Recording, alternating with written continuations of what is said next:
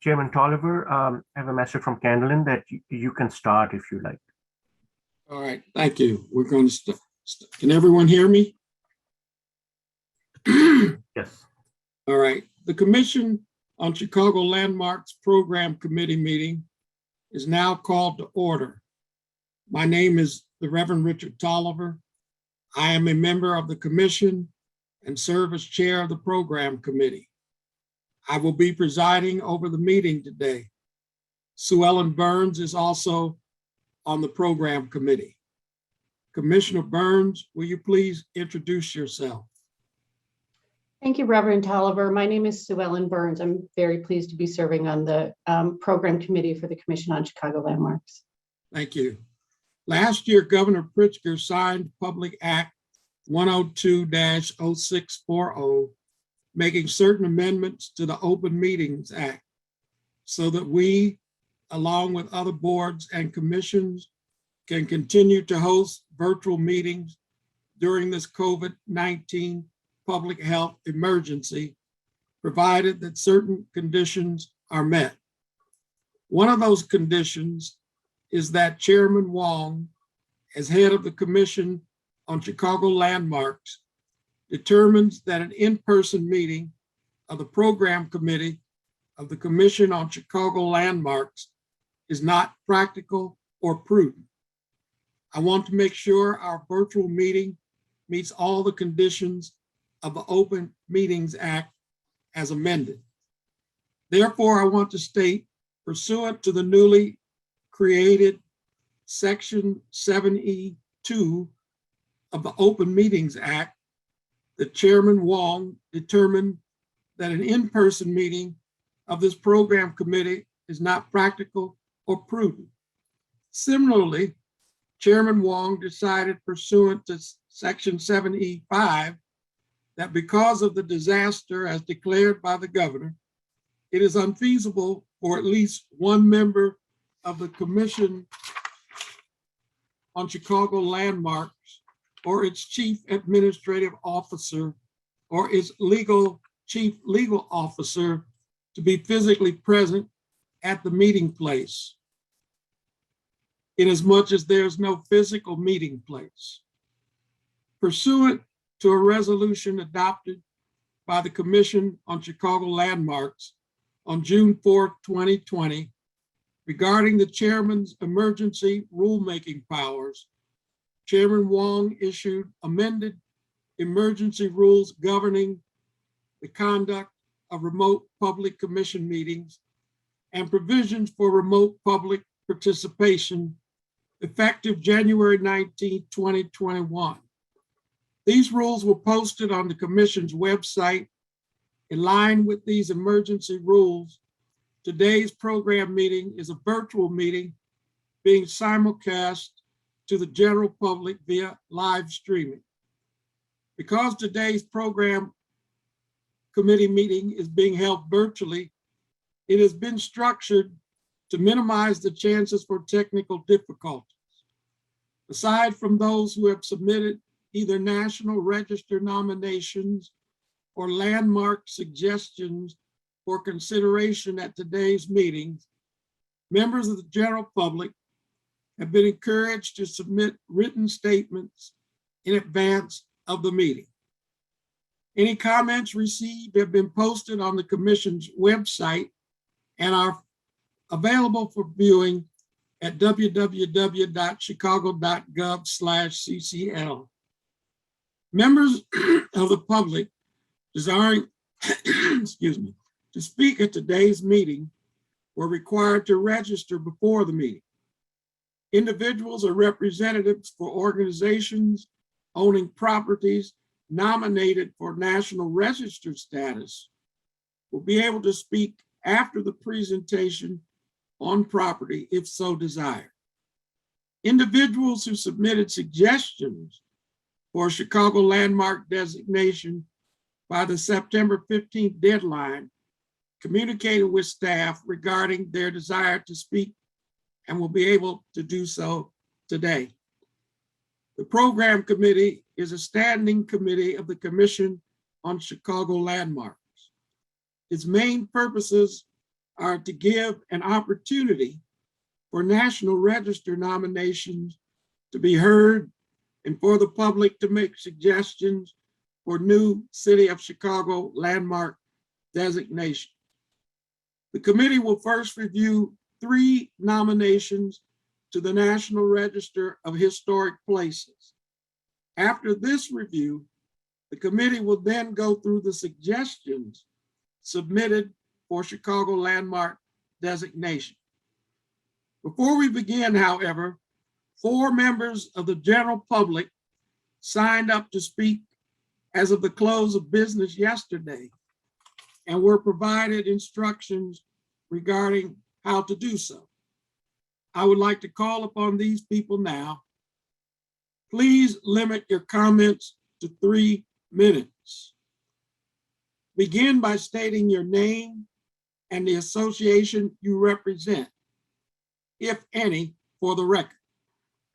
All registrants have signed up to speak regarding the National Register nomination for the Honorable Elijah Muhammad House at 4847 South Woodlawn. May we please hear from Jamil Muhammad? Good morning, Commissioner. Are you able to hear me? Yes. Thank you to Commissioner and Chairman Reverend Tolliver, to Commissioner Burns, and to all of the other officials of the City of Chicago who have gathered for this hearing. Thank you for hearing me this morning. I wish you all a good morning, and again, I'm grateful to be here. My brief testimony is to the supreme transformative power of the message that came forth and was administered from that particular location on South Woodlawn Avenue. And so I'm submitting for your consideration this morning that the power of that message overlaps all three of the areas of consideration for the listing of this property on the appropriate registries for recognition. It overlaps religion, social history, and ethnic heritage by doing certain things like what I'll point out to you now. Number one, by training at-risk youth in dangerous environments, not only in Chicago, but across the country by means of the dissemination of the message of Mr. Muhammad, affecting substance abuse reform and prevention in cities across the country, by standardizing cleanliness, hygiene, and sanitary practices in homes of all of the adherents to the message of Mr. Muhammad, by pioneering the therapeutic dietary practices of caloric restriction and intermittent fasting, by stopping the revolving door of prison recidivism among his followers from coast to coast. And so while we have received hundreds of letters from entertainers and luminaries and athletes in support of this recognition, it is our honor and our humble, grateful privilege to stand before this committee this morning and to make the following appeal. We've been inundated with letters of support for this nomination from all across the country, and we appreciate your allowing us to speak. I'm speaking to you this day from Washington, D.C., where all of your neighbors here on the banks of the Potomac send our best and greatest regards to you there in Chicago.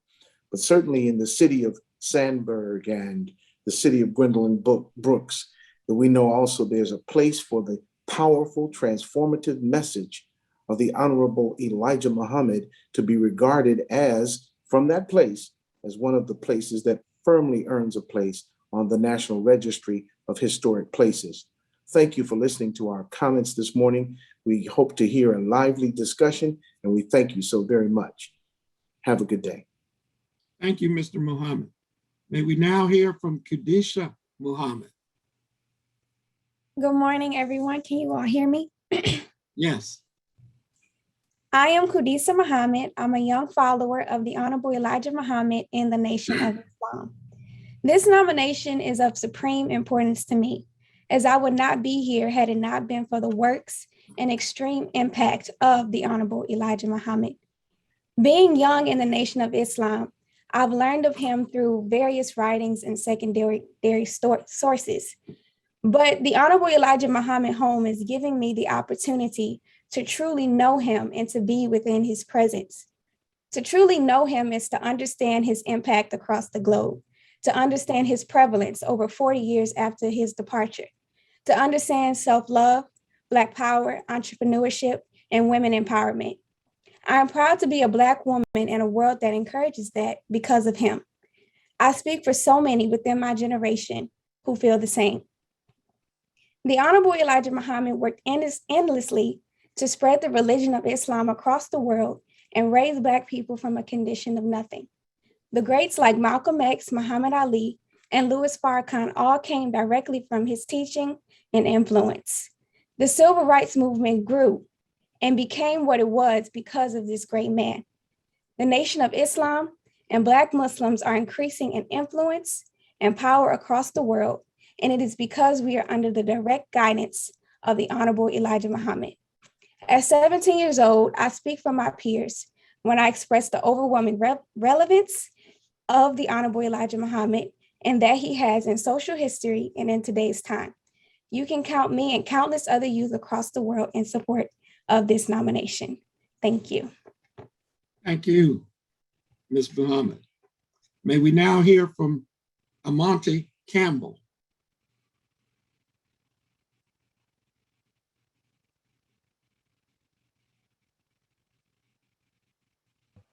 Is Amante Campbell Hello, present? can you hear me?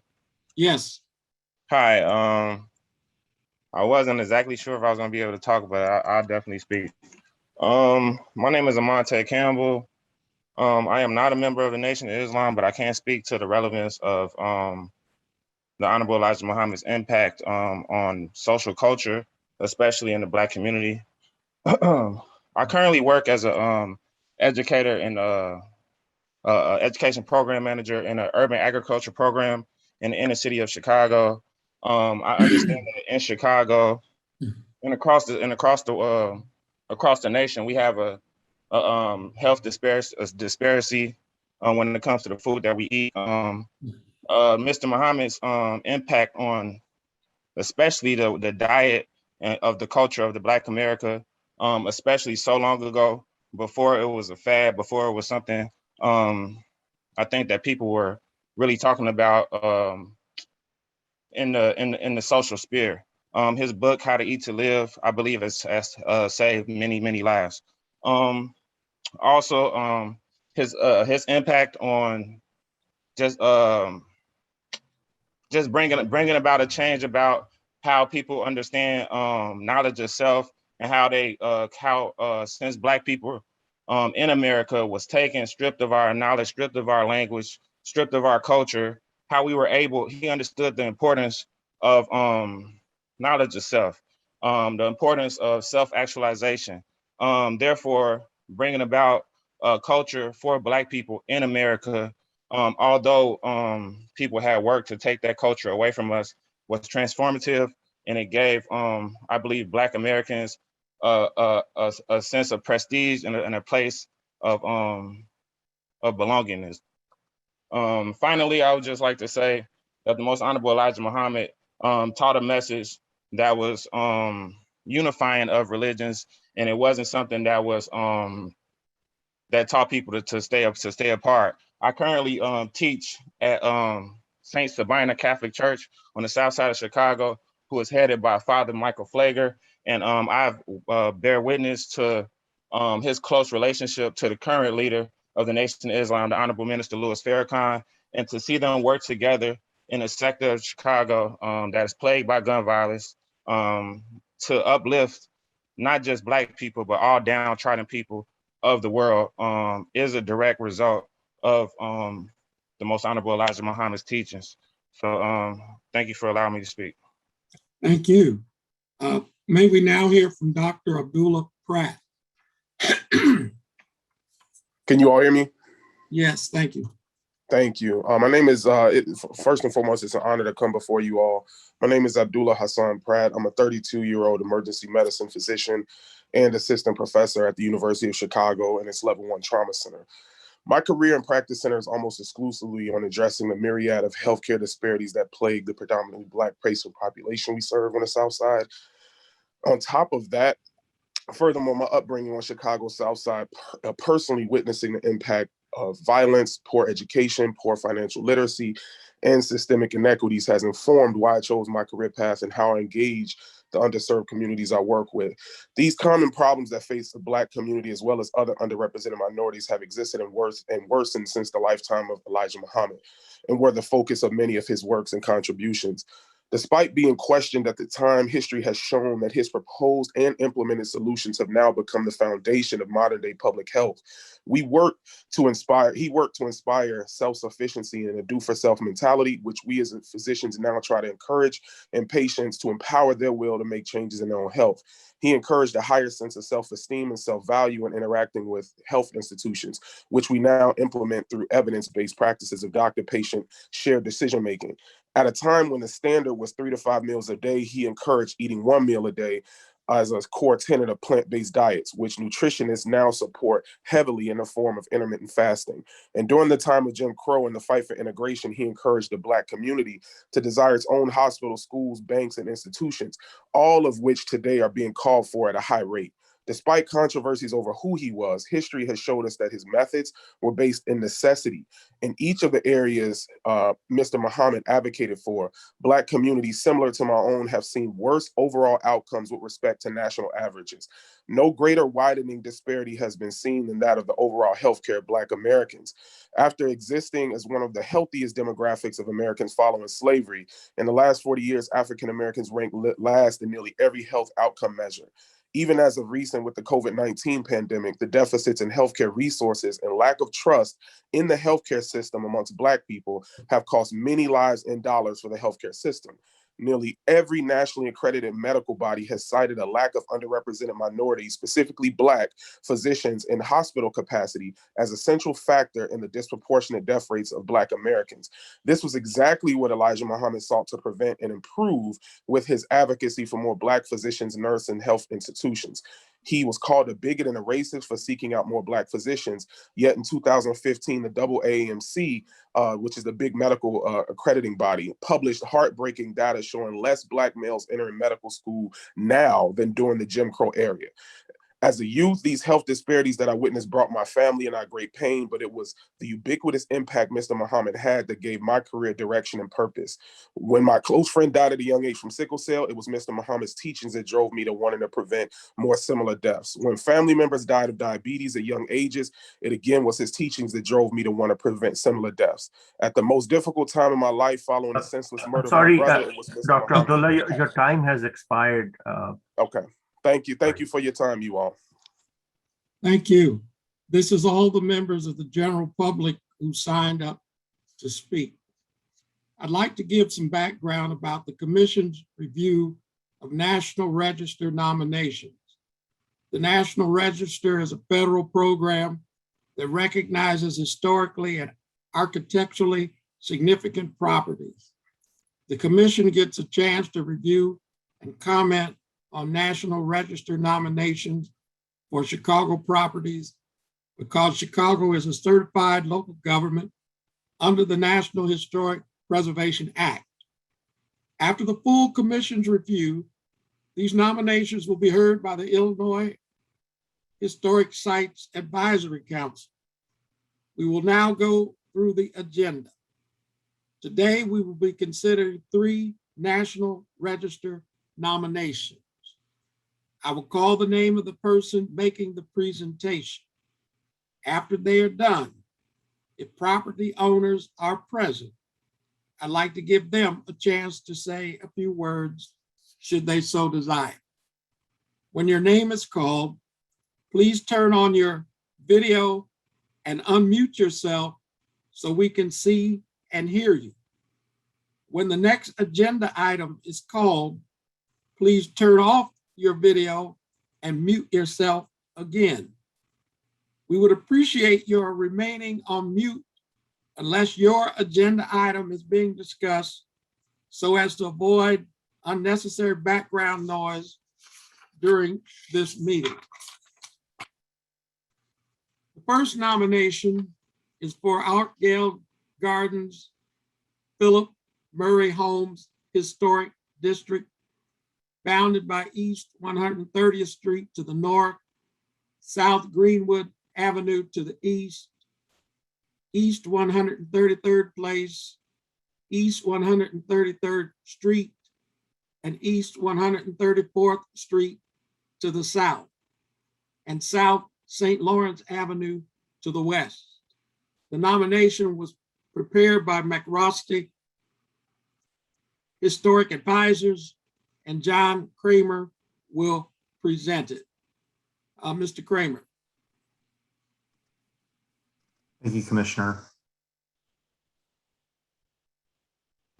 1 second. I'm gonna move my script.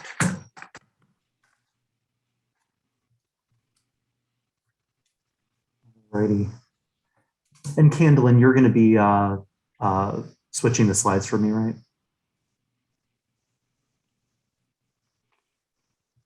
I assume so. Sorry, Okay. John. Yes, I am. Can you see the slideshow? Thank you. Thank you. Great. Good morning, Commissioners. My name is John Kramer. I'm from McRosty Historic Advisors in Chicago, and I and my team have prepared the National Register nomination for the Altgeld Gardens Philip Murray Homes Historic District that we're presenting today. McCrosty prepared this nomination on behalf of the Chicago Housing Authority and Studio ARQ. We've worked very closely with the Illinois State Historic Preservation Office, who have guided our research on Altgeld's history and architecture. And they've also guided us on our research on the late Hazel Johnson, the longtime Altgeld resident, whose life and work in the environmental justice movement are a major part of our National Register nomination.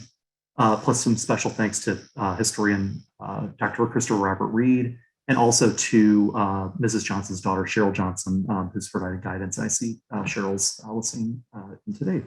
So I'm excited to walk you through the nomination today. Next slide, please. Altgeld Gardens is located at the far south edge of the city in Chicago's Riverdale area, community area. Next slide, please.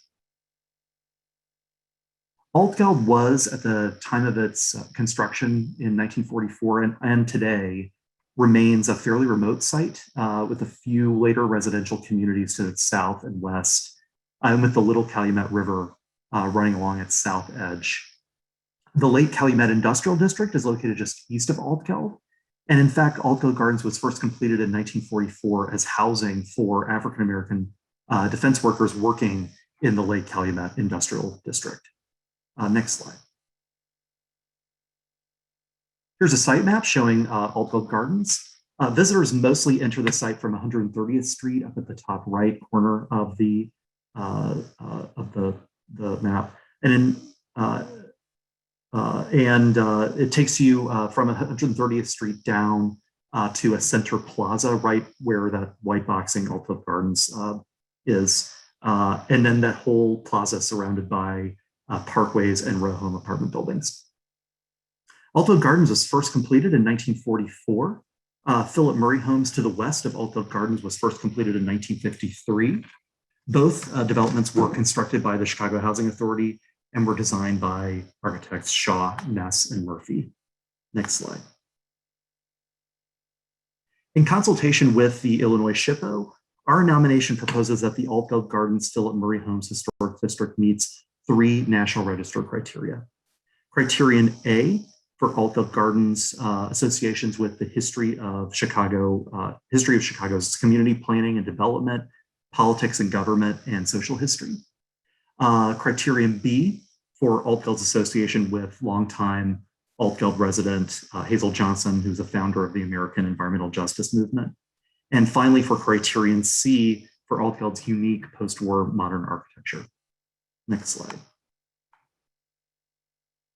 And here is a site map showing in yellow sort of boundary around the map showing the proposed boundary for the historic district. Next slide. So we're going to take you on a little photo tour of Altgeld Gardens, which when it was completed in the mid-1940s was intended to be its own kind of self-sustaining model town. The district mostly includes buildings that were built and owned by city agencies, including the Chicago Housing Authority, of course, but also Chicago Public Schools and the Chicago Park District. Next slide, please. There are 162 apartment row homes that make up Altgeld Gardens, which was completed in 1944, and then Philip Murray Homes from 1953.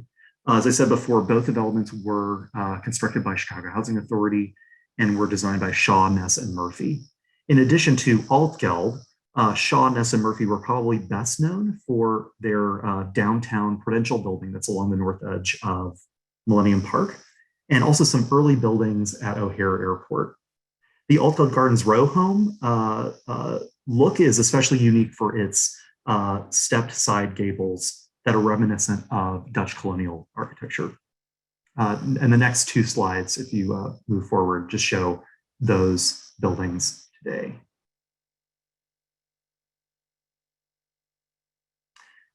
Next, we're looking at the center administration building that's on that main plaza in the center of Altgeld. And they're also later in this slideshow, you'll see the gymnasium building. Both of these buildings, again, designed by Shaw, Ness, and Murphy, were built in a much more restrained international style, inspired by the work coming out of the Bauhaus in pre-war Germany. Next slide.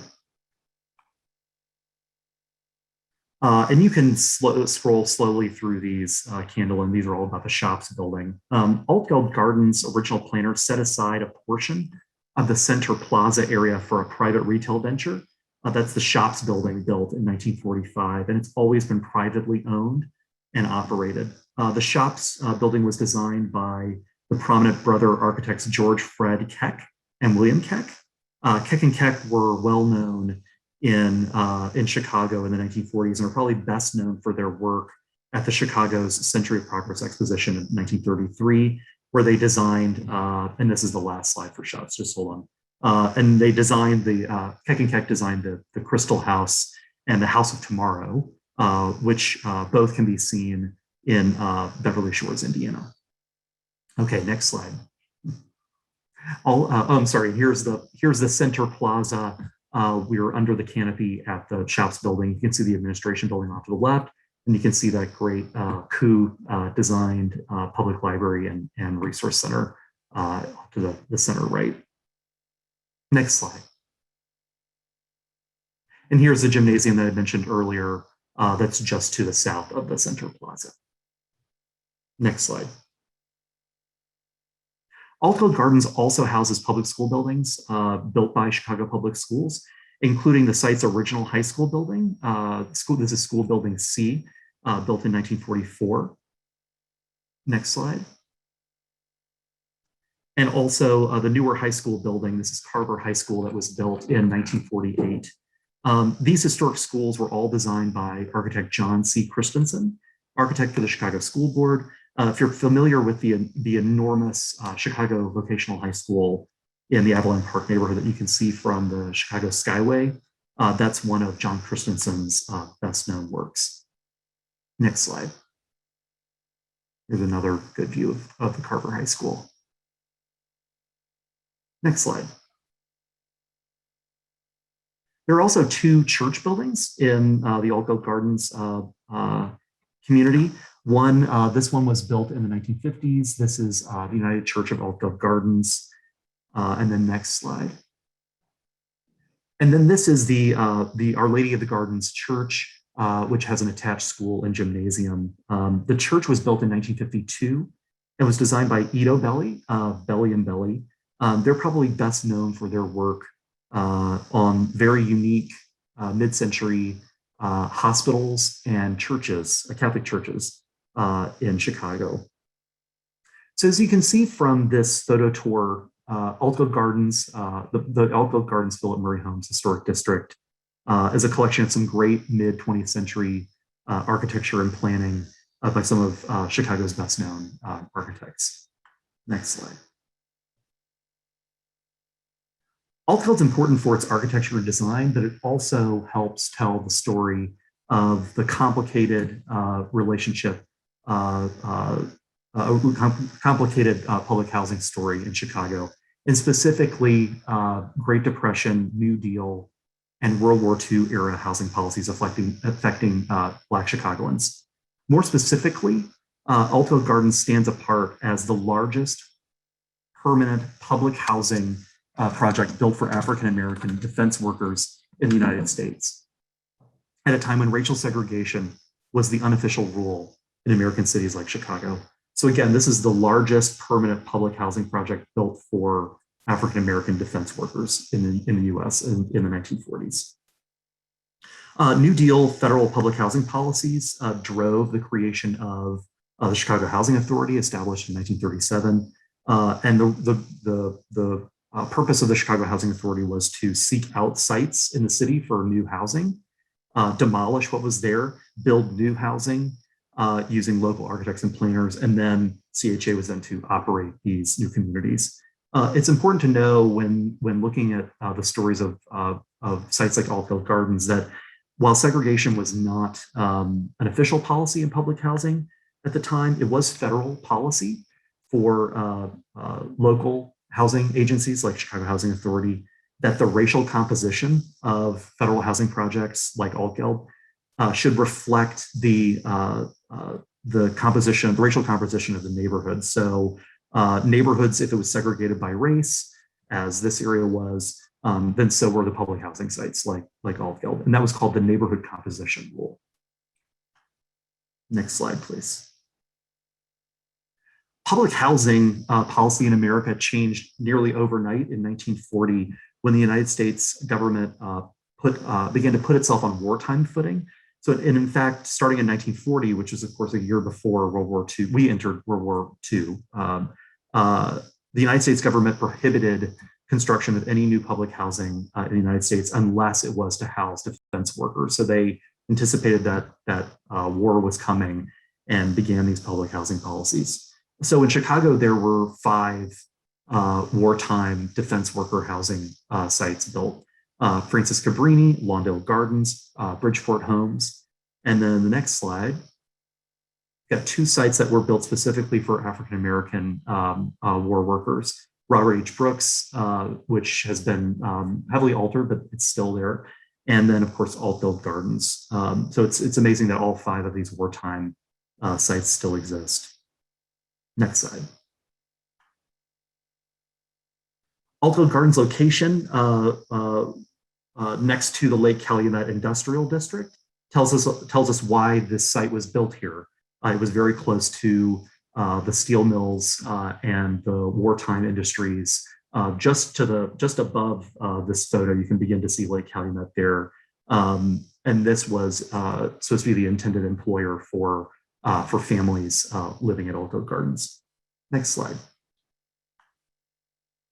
And in our nomination, we show how Altgeld Gardens also helps tell the story of urban change that was underway in the 1930s and 1940s. That include the demolition of large swaths of Chicago's Black Belt on the south side. Altgeld Gardens and other CHA communities like it during this time were really meant to replace the very dense African-American communities in Chicago like Bronzeville. Next slide.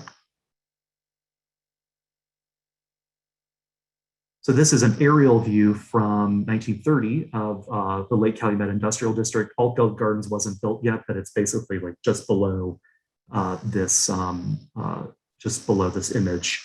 And this is a great image as an intro to the third subject of our National Register nomination, which is the history of industry in this area of the city, and also the dumping of hazardous industrial waste in and around Altgeld Gardens. And this dumping was occurring both before Altgeld was built, but also after families moved in long into the late 20th century. And so, in fact, Altgeld Gardens was constructed on the site of a former industrial dumping area. So our nomination tells the story of these environmental effects on the Altgeld community and its residents, and how longtime Altgeld resident Hazel Johnson and her organization, People for Community Recovery, fought for environmental justice at Altgeld Gardens. And in fact, Mrs. Johnson has been called the mother of environmental justice, the environmental justice movement in America. Next slide. Hazel Johnson was a longtime resident at Altgeld Gardens, a nationally recognized leader of the environmental justice movement. As I said, the environmental justice movement emerged in the 1970s and 1980s as an offshoot of the earlier general and environmental awareness movement. And a good definition of environmental justice that we talk about in our nomination, a good definition is that environmental justice seeks to unite environmentalism and social justice into a single framework to provide equal access to clean air and clean water, and to provide a safe environment for communities of color. Next slide.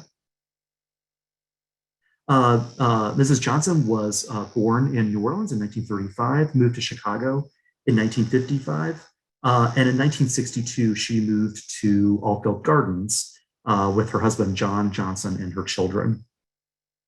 In 1969, Hazel Johnson's husband, John, died of lung cancer, despite the fact that he had very few risk factors. And it was her husband's death that started Hazel Johnson questioning the environment around her and questioning her neighbors. And ultimately, she was horrified to learn from other residents about how they and their children were stricken with cancer and other lung ailments like asthma. Several mothers in the community were suffering miscarriages and had children with birth defects. Hazel Johnson also saw her own children who were growing up in Altgeld, had developed skin and respiratory problems since moving to Altgeld. Next slide. So in the late 60s, 1970s, Hazel Johnson started a life of activism after learning what she learned about how the industrial dumping and the industry around Altgeld was affecting lives at Altgeld.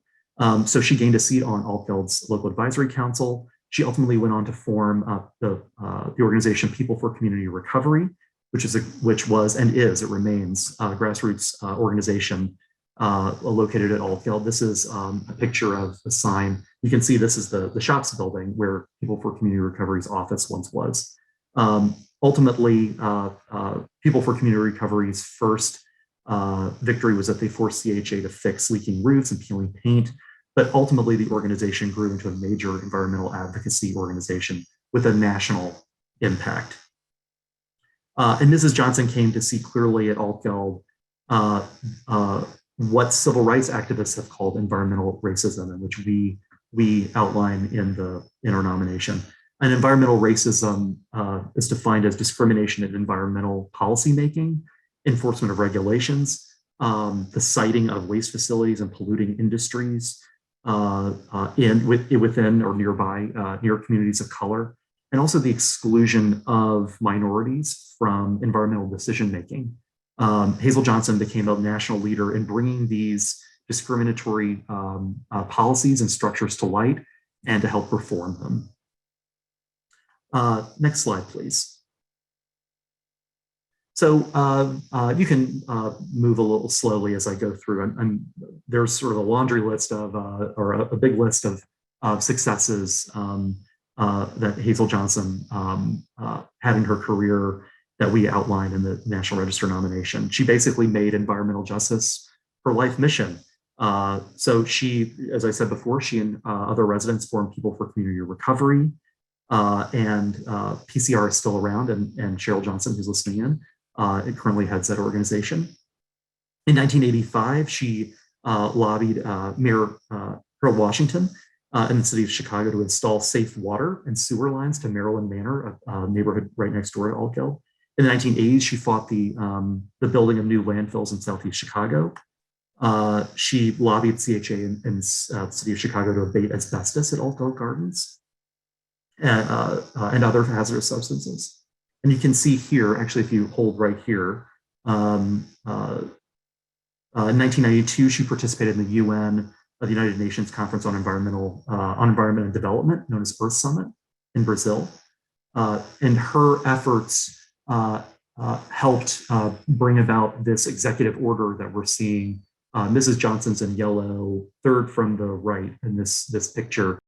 Her efforts helped push this executive order that Bill Clinton signed in 1994. It's the federal actions to address environmental justice in minority populations and low-income populations. So essentially, this is an executive order that's still in effect today that requires that any federal action consider the environmental effects on minority communities. Next slide. Oh, great, you can keep this here. And basically, by the end of her life in 2011, Mrs. Johnson became an inspiration to other grassroots environmental justice activists around the country. And as I said at the beginning, she ultimately has been called the mother of the environmental justice movement in the United States. And all of this happened at Altgeld Gardens.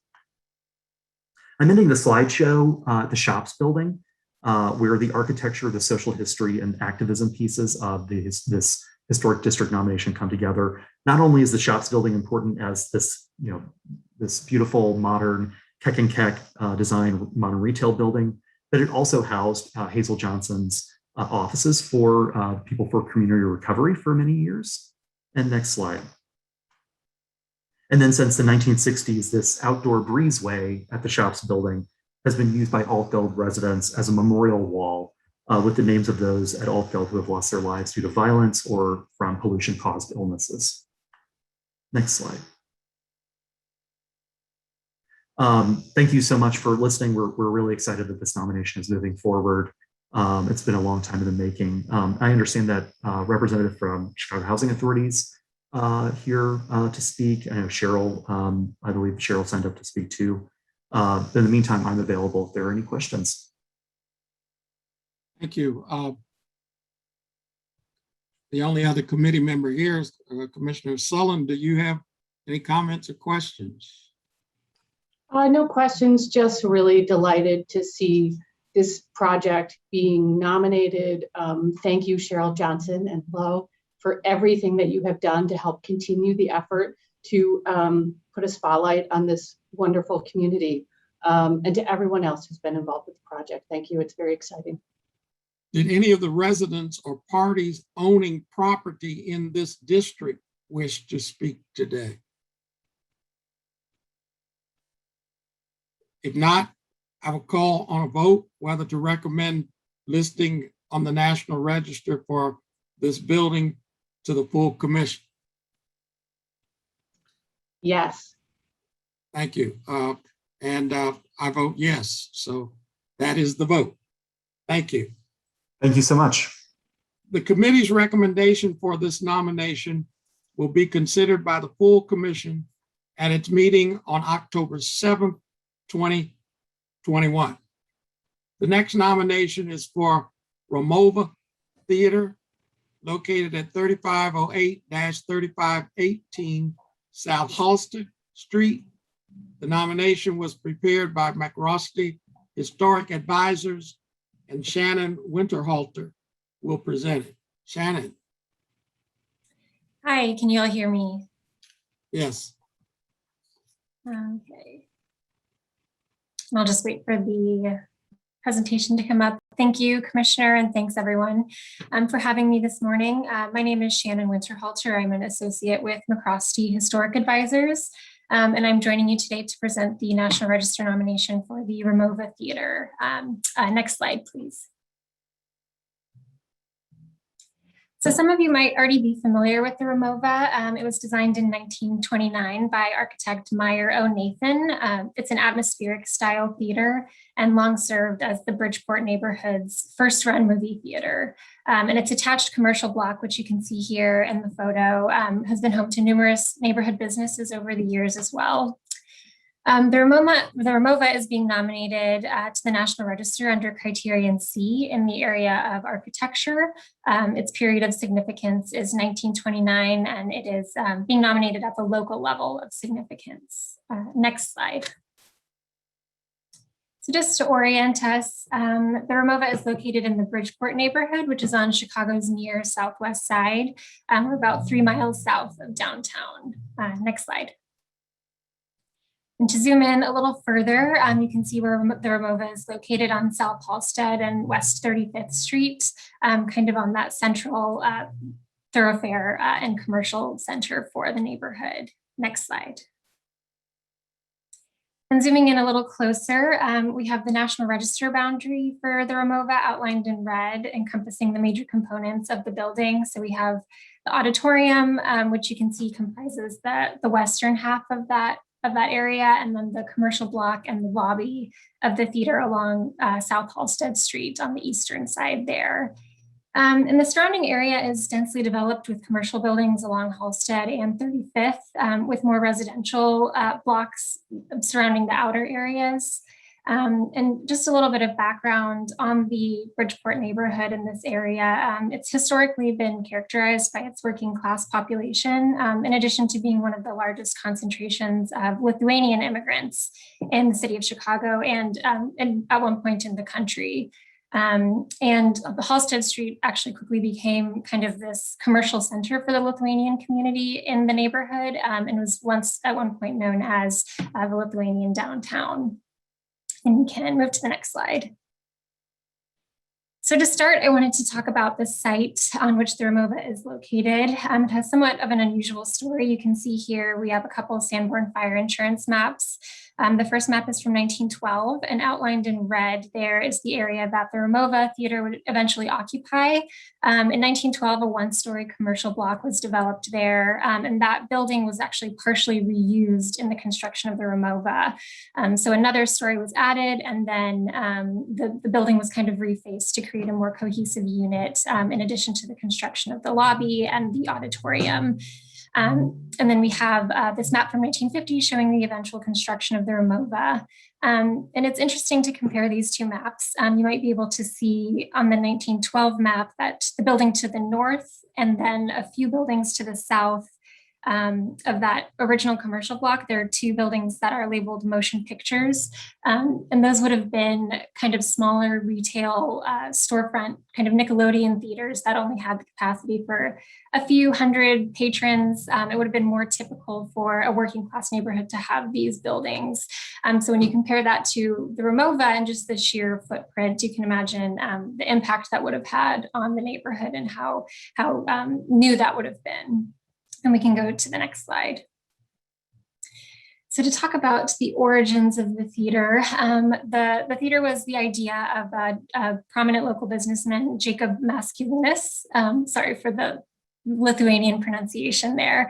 But he was a Lithuanian American immigrant who came to Chicago and settled in the Bridgeport neighborhood and became a pretty prominent local businessman.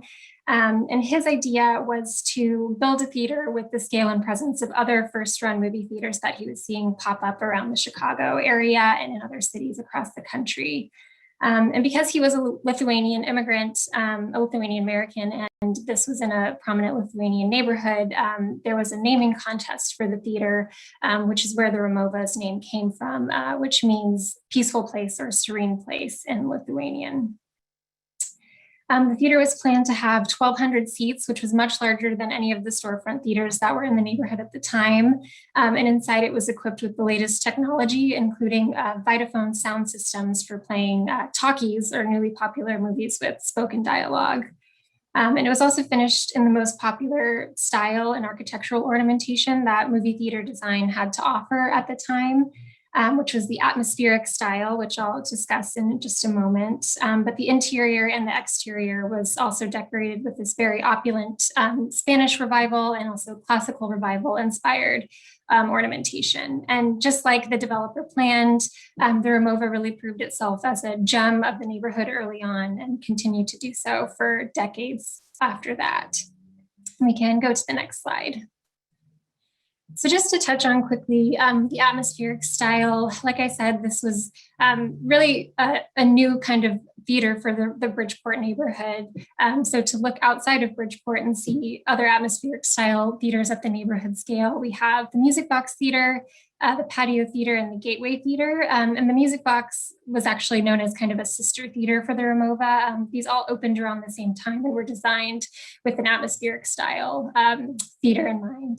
We can go to the next slide. And this is just to give you an idea of kind of the full execution of the atmospheric style. You can see why it's called that. This is a very popular theater style in the late 1920s, and it really relied on creating the illusion of an exterior, exotic, Spanish courtyard, and the illusion of the night sky above the auditorium theater.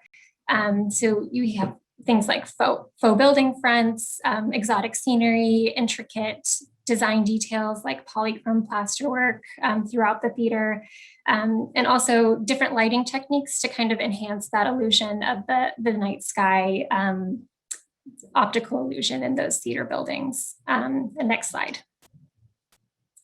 So as we return to the Remova, here's a photo shortly after it was constructed. So you can see the original blade sign and marquee, and some interior photos as well, which show the extent to which the atmospheric style was applied. The top two photos are of the auditorium, and then the bottom photo is actually of the lobby. So you can see that not only in the auditorium was the atmospheric style utilized, but that was also extended out into the lobby. So immediately as patrons entered the theater, they were transported from the sidewalk of Bridgeport into this exotic courtyard that would have been very unique to the neighborhood. Next slide. So moving forward in the theater's history, in spite of its popularity, the developer Masculinus could not operate the theater at a profit through the 1930s with the Great Depression. So he ended up selling it for about a fourth of the estimated cost at the time in 1939. So he was only involved with the building for about 10 years. And after that, around 1944, after the change of ownership, the theater received a new blade sign and marquee, which we can see here. And this is what the theater has today. And it continued to show first run movies into the 1950s. And after that, it was a second run movie theater until 1985, when competition from larger chains and just the decline in popularity of venues like this, unfortunately, it was just a battle that the theater couldn't win, and it closed its doors and has been vacant since that time in the mid-1980s. And it was still home to many neighborhood businesses. So this photo on the right here is of the Remova Grill, which actually opened in 1929 alongside the theater and operated into 2011. Next slide. So now we're just going to see the theater as we know it today. For the exterior, I just want to focus on this primary elevation here on South Halsted Street. So you can see how the commercial block and the theater block are really visually tied together through architectural ornamentation, even though the theater block is far more elaborate. So if we can go to the next slide, we can see that elaboration on the next slide. Thank you. So this really shows how the theater block served as the anchor for the building with this architectural ornamentation and the terracotta detailing. In addition to the blade sign and the marquee, it really would have been an anchor, a visual anchor for the whole theater block. And that panel, the window in the center there, is still intact. It's the steel framed multi-pane window with a stained glass medallion in the center. It's just currently boarded over there. And we can go to the next slide. So before we look at the inside, I just wanted to orient us with some floor plans. So you can see we have the commercial space. This is the first floor, and then the entry lobby to the south where patrons would have entered, and then through to the concessions concourse. And then there were multiple entry points into the auditorium to the north. Next slide, please. And this is the second floor. So we really just have the second floor for the commercial space, and then the projection room and support space above that concessions area, as the entry lobby and the auditorium are full height spaces. Next slide. So here we are in the lobby. We are looking towards South Halsted, so east towards the entrance where that vestibule is. And you can see there's that full length balcony up there. And then the window that I was mentioning before that's boarded over on the outside, you can see that that's still there today. And we can go to the next slide. So this is the historic ticket booth that's still intact in the vestibule just after the entryway. Next slide. So here we are in the lobby. We just kind of turned around and we're looking west now towards the concessions concourse, which is just on the other side of that row of door openings. And you can see, I mean, the building's been vacant for quite some time, so there has been some deterioration from water damage and deferred maintenance, but just the amount of still intact material that still conveys that atmospheric style. The reason why the theater is significant for its architecture is still really intact. We have those faux building fronts, these windows, and intricate plasterwork that you can see in this photo. And even in the lobby, you can still see the rounded ceilings that would have been painted that dark color to resemble the night sky. Next slide. So here we are in the concessions concourse. We're kind of looking towards the west still. So to the right where that curved wall is the auditorium. And then to the left would have been stairs to access the upper stories. Next slide. So here we are in the auditorium. We're looking south kind of towards where the photo was before. So on the other side of that wall is the concessions concourse. And you can really see the elements of the atmospheric style here that we discussed, the rounded ceilings, the dark color that it's painted, these kind of undulating faux building facades that create this very dynamic, exotic scenery for the patrons when they enter the building. And at the center here is the projection booth at the very far back. Next slide. So here we are in the auditorium. We've just turned around to face the stage. And you can see the continuation of that decoration, especially in these ornate organ grills that kind of flank either side of the stage there. Next slide.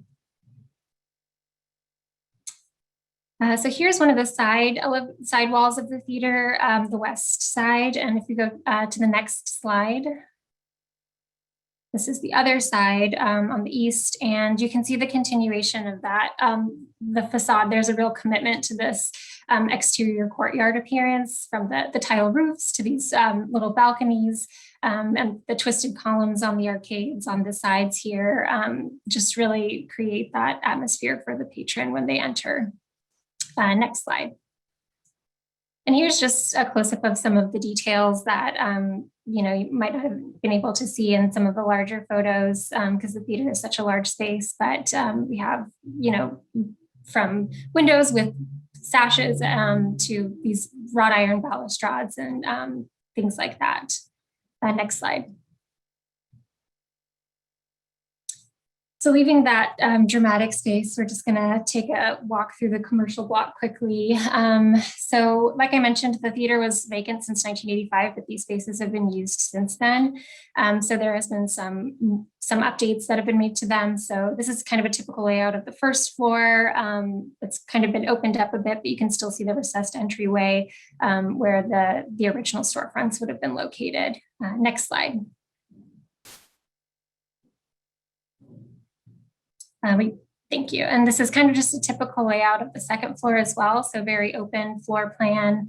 And we can go to the next slide. And I'll just end things here. Just to summarize, the Remova is being nominated to the National Register under Criterion C for architecture at the local level. And there are plans for the building to be redeveloped, which is kind of the catalyst for this National Register nomination. And the project will use state and federal historic tax credits to preserve the character-defining features of the Remova. And that is kind of where we'll end things today. I'm available for questions if there are any, along with my associate, Rachel Fergens, who's also on the call. And I believe we have John Reynolds from Baum Revision representing the ownership team as well. Thank you. Commissioner Sullivan, do you have any comments or questions? Just a question for Mr. Reynolds. Can you tell us about the property owner, just briefly? Sure. So my name is John Reynolds. I'm with Baum Revision, which is the development partner of Remova. The entity itself is called Our Revival Chicago, and it's a group of individuals and investors, as well as ourselves as the development partner. Thank you. Do you have anything else you'd like to say on behalf of the owner today? I'd love to. I'll try to be brief. I'm not sure if everyone knows this, but Baum Revision's a Chicago-based real estate development group that's been owning and developing properties in Chicago for over 30 years. We're really excited about the Remova. To paraphrase our mission statement, we redevelop and reimagine buildings that emphasize on art, history, and architecture. And that are integral to the overall community. We think that the Remova is right in line with that mission statement. The Remova has, since it's been closed since the 80s, even though it's been closed since the 80s, it's still a treasured asset and component of the Bridgeport community. And despite the affection for the theater, there's been very few proposals that would renovate or reuse the theater. Our plan is to complete the historic rehabilitation of key historic exterior and interior features, including the marquee, the lobby, and the auditorium. And once our work is complete, we believe that the Remova will serve as a community hub for a long time. When complete, it'll be a live music, events, and gathering center. and again, be a gathering place for the community for all types of events.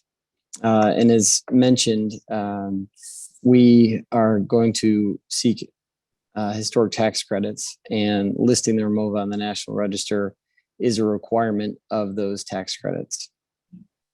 I'm happy to answer any other questions, but thank you very much for your time and consideration. Thank you.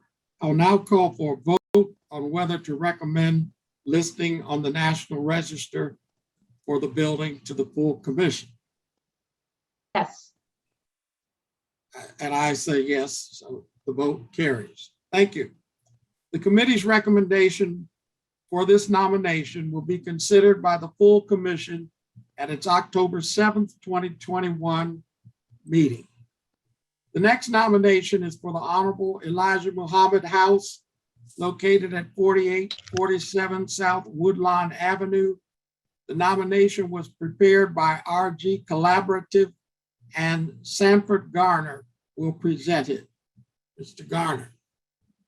Good afternoon for me. Good morning to you all. Hope you can hear me well. Wendy's smiling, so I assume that's a yes. We had been requested to give you a 5-minute presentation, so we greatly condensed our information and we are going to attempt to do so. So having said that, I will go ahead and go if I may. The first slide is up, as you stated. It is 4847 South Woodlawn. The property is currently part of the Hyde Park Kenwood District National Park Service. Project number is 43486. Next slide, please. Thank you. What we have done, as you can see on the text, is taken in the building in front of the main stage. And the individual you see is the Honorable Elijah Muhammad. The areas for the submission are education. So basically we're on criteria review. So education, ethnic heritage, Black religion, social history is the items which we were focusing on. Next slide, please. Yeah, you can click, there we go. So I wanted to take a little different approach. Again, this mission is done specifically as an individual. Actually did not give you as much information with regard to the overall area since it was part of the initial Hyde Park district.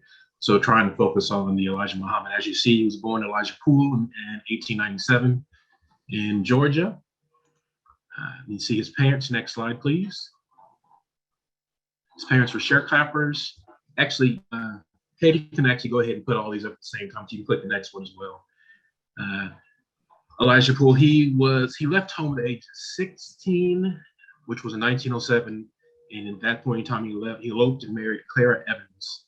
They had 8 children. Ended up moving to the north during the first Great Migration, settled in Detroit, Michigan in 1923. In 1931, Elijah Poole attended the first meeting in Detroit that he'd heard. Basically, at that time now's the time for Blacks to return to the religion of their ancestors of Islam. Next slide, please. And again, you can go ahead and click all of these at the same time, and I can speak to that. So then, continuing, he became extremely enthusiastic, and at that time, he took on the name Elijah Muhammad. And again, he taught that Islam is in our nature.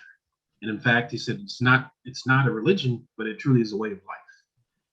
The Honorable Elijah Muhammad, he was truly an early pioneer for religion, for women's rights, for LGBT rights,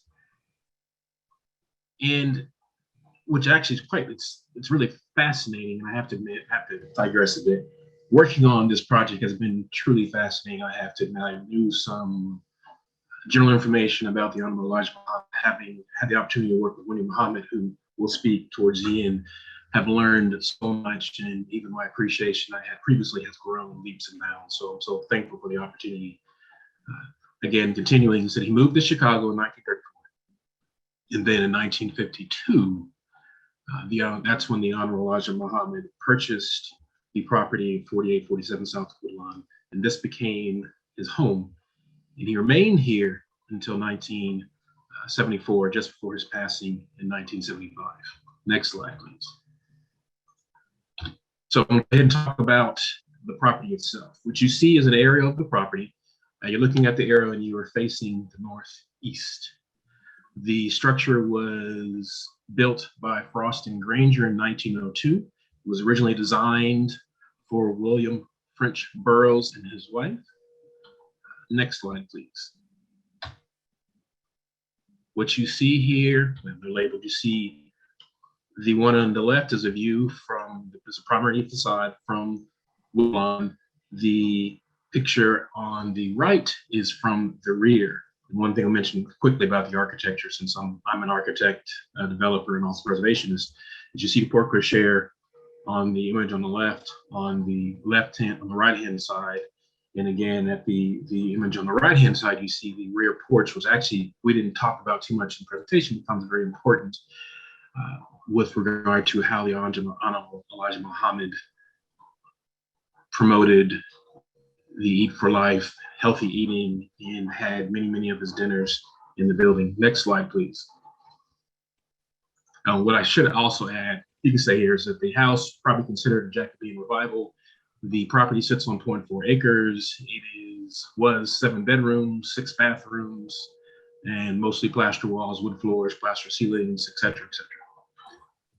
So it's mentioned on this side, this is just a picture of the first floor living room, parlor. The second image you see is the main entrance welcome area. Next slide, please. The top picture you see here is the same staircase which we had shown the Honorable Elijah Muhammad standing in front of. So that's on the first floor, that's the primary staircase. The door you see to the right of the staircase goes down to the basement. The lower picture is of the carriage house. Next slide, please. We can go ahead and, yeah, you can go ahead and add all those up to save yourself time. So Connecticut Scott King wrote to the Nation of Islam had recently purchased an old house in Hyde Park. And as she called it the dilapidated neighborhood, Chicago's South Side ghetto. Interesting enough, she and the Honorable Elijah Muhammad actually had an incredible relationship, which we can actually potentially when you can talk about a little bit more. So I want to make sure I can stay on time. Getting mine already. And Mr. Muhammad, he frequently urged his followers to get up and do something for themselves or suffer the consequences, and that you must learn to eat to live, which one of the prior supporters had mentioned. And additionally, the house, again, the house, as I mentioned previously, 4847, was used to host small gatherings where people would come in, they would discuss the teachings of the day, and these were called table talks. Next slide, you can go ahead and put them all up if you'd like. Thank you. There we go.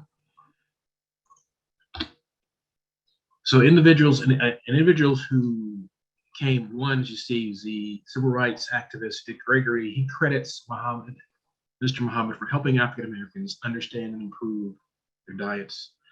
Additionally, Mr. Muhammad, he was an advocate for natural, organic, locally grown products. The whole farm and table idea, I would argue, began with a lot of the movement with the Honorable Elijah Muhammad. And in his 1931 speech, Muhammad Speaks, he specifically wrote, "You must first go to the farm, till the earth, and produce your own food." He was a big believer in build black, buy black, and do for self. And again, as I mentioned, the leaders who were invited to his house, they would come to discuss economic developments. And they were always especially excited to be invited because the meals, they were legendary, they were delicious. And the individuals that came were just amazing. Next slide, please. And again, you can load those all up. Thank you. So during his time as leader, the Honorable Elijah Muhammad, he developed the Nation of Islam from a small movement which began in Detroit to a huge empire, which had many banks, schools, restaurants, and stores across 46 cities in America. And the nation owned 15,000 acres of farmland. They trucked in their own food. They had their own transportation system. They also had, at that time, had the country's largest black newspaper. When he passed in 1975 in February, in Mercy Hospital, then Mayor Dare, he shared the following sentiment. He said, "The Honorable Elijah Muhammad, he was an outstanding citizen who was always interested in helping young people, especially the poor. And so because of that, they declared March 29th, 1974 as Honorable Elijah Muhammad Day in Chicago. Next slide, please. Here are just some pictures of the Honorable Elijah Muhammad at 4847. First one is, again, you see the caption in terms of parade. The second one, obviously, with Muhammad Ali. Next slide, please. This is a picture of Mother Clara Muhammad and all of their grandchildren, which I just love that picture. The lower slide is of their fishing and port business. Next slide, please. So just quick list of the dignitaries. Obviously, Minister Louis Farrakhan, Ralph Abernathy, Bernard Rustin, Muhammad Ali, Woody Clay, Dr. Martin Luther King Jr., and his wife, Coretta Scott King, Al Raby, Sam Cooke, Shirley Chisholm, Senator Adam Clayton Powell, Stokely Carmichael, James Bardlin. Could go on and on and on. So many individuals came here. What was also amazing about the Honorable Elijah Muhammad was during the Democratic Convention in 1968. None of the African Americans that came to had housing. And then the other item were concerned for the security given the time of that time period. So the Honorable Elijah Muhammad, he arranged for housing and he also arranged for them to have security. So having said that, I could go on if you'd like. I could go on with more of their economic holdings, say that there was a point in time where they had 75 million in diversified dollars, which ranged in business and real estate. But I think I would let you ask questions or also let Wendy speak. And if you'd like to say, give you more information, you'd be more than happy to. Thank you. Commissioner Sullivan, do you have any comments or questions? Not at this point. I'd like to hear from Wendy Muhammad. That would be great. I have a question, but I'd like to hear from Ms. Muhammad too before I ask it. Ms. Muhammad, the owner. Good afternoon. Thank you, commissioners. Thank you for having me. Yes, I am Wendy Muhammad, owner of the Elijah Muhammad House, which we spiritually also call the Sajda House. And we're just excited to be nominated for inclusion on the National Register of Historic Places by the Illinois Historic Preservation Agency. And I want to especially thank Anthony Rubano for his suggestion that we pursue this prestigious designation. We have carefully and respectfully worked to renovate, restore, and preserve this home as one would a sacred and precious space, from the hand restoration of all the brick, the wood. The wood is pristine in the place. This designation would also reflect that work, but it will also celebrate the integrity of the home and its unique architecture, which Sanford can speak about the several different types of architecture that exists in the home. The unique finishes from the 5 different types of wood, limestone, copper, and also the historical relevance of the significant individual in the Honorable Elijah Muhammad who lived there in the home from the dates mentioned by Sanford. Just today alone, we celebrate the anniversary of his 90th year of service and dedication to knowledge and the spreading of knowledge. Since 1931, he inspired new thought, new minds, and a new way of civilization among Black and Brown people.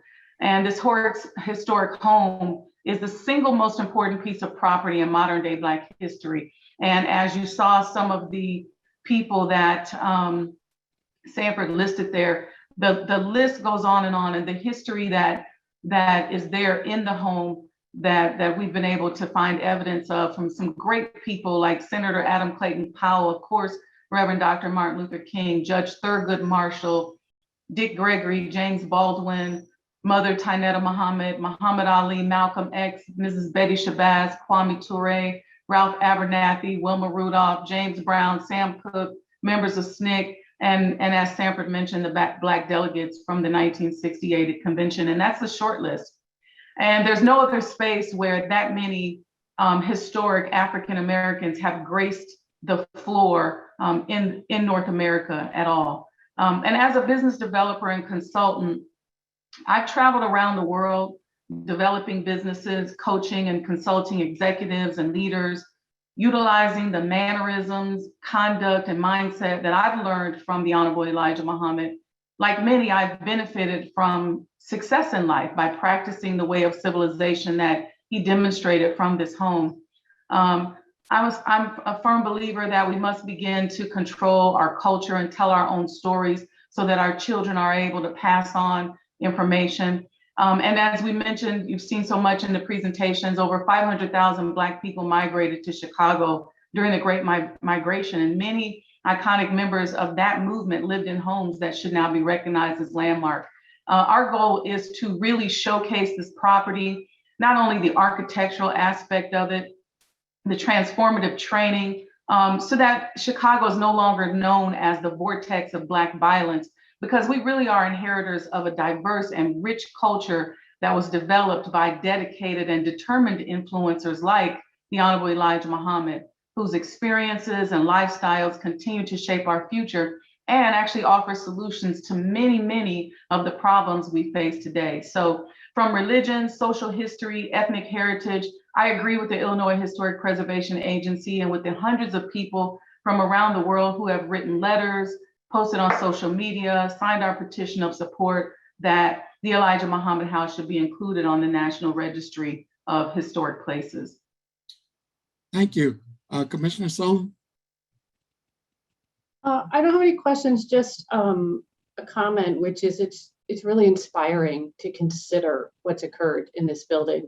And Ms. Muhammad, I love your reference to this as a sacred and precious place.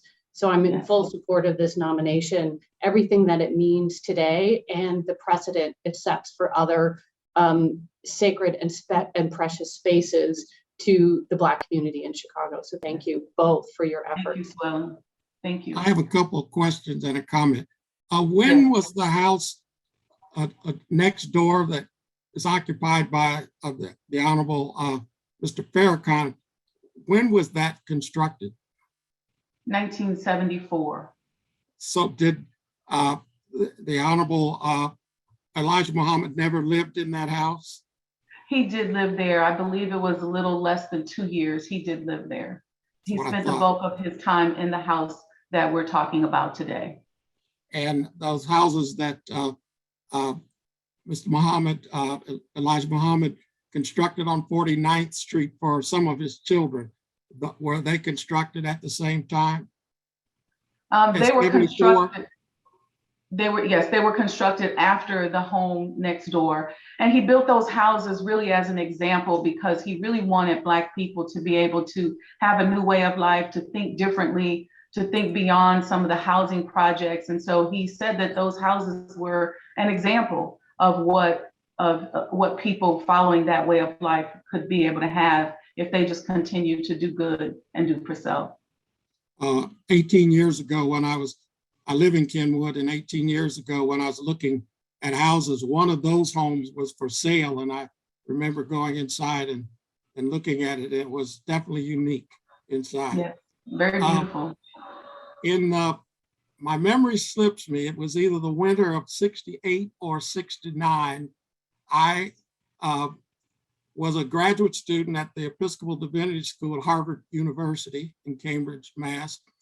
And we had a consortium of several African Americans who who were students in diverse divinity schools in the Boston area.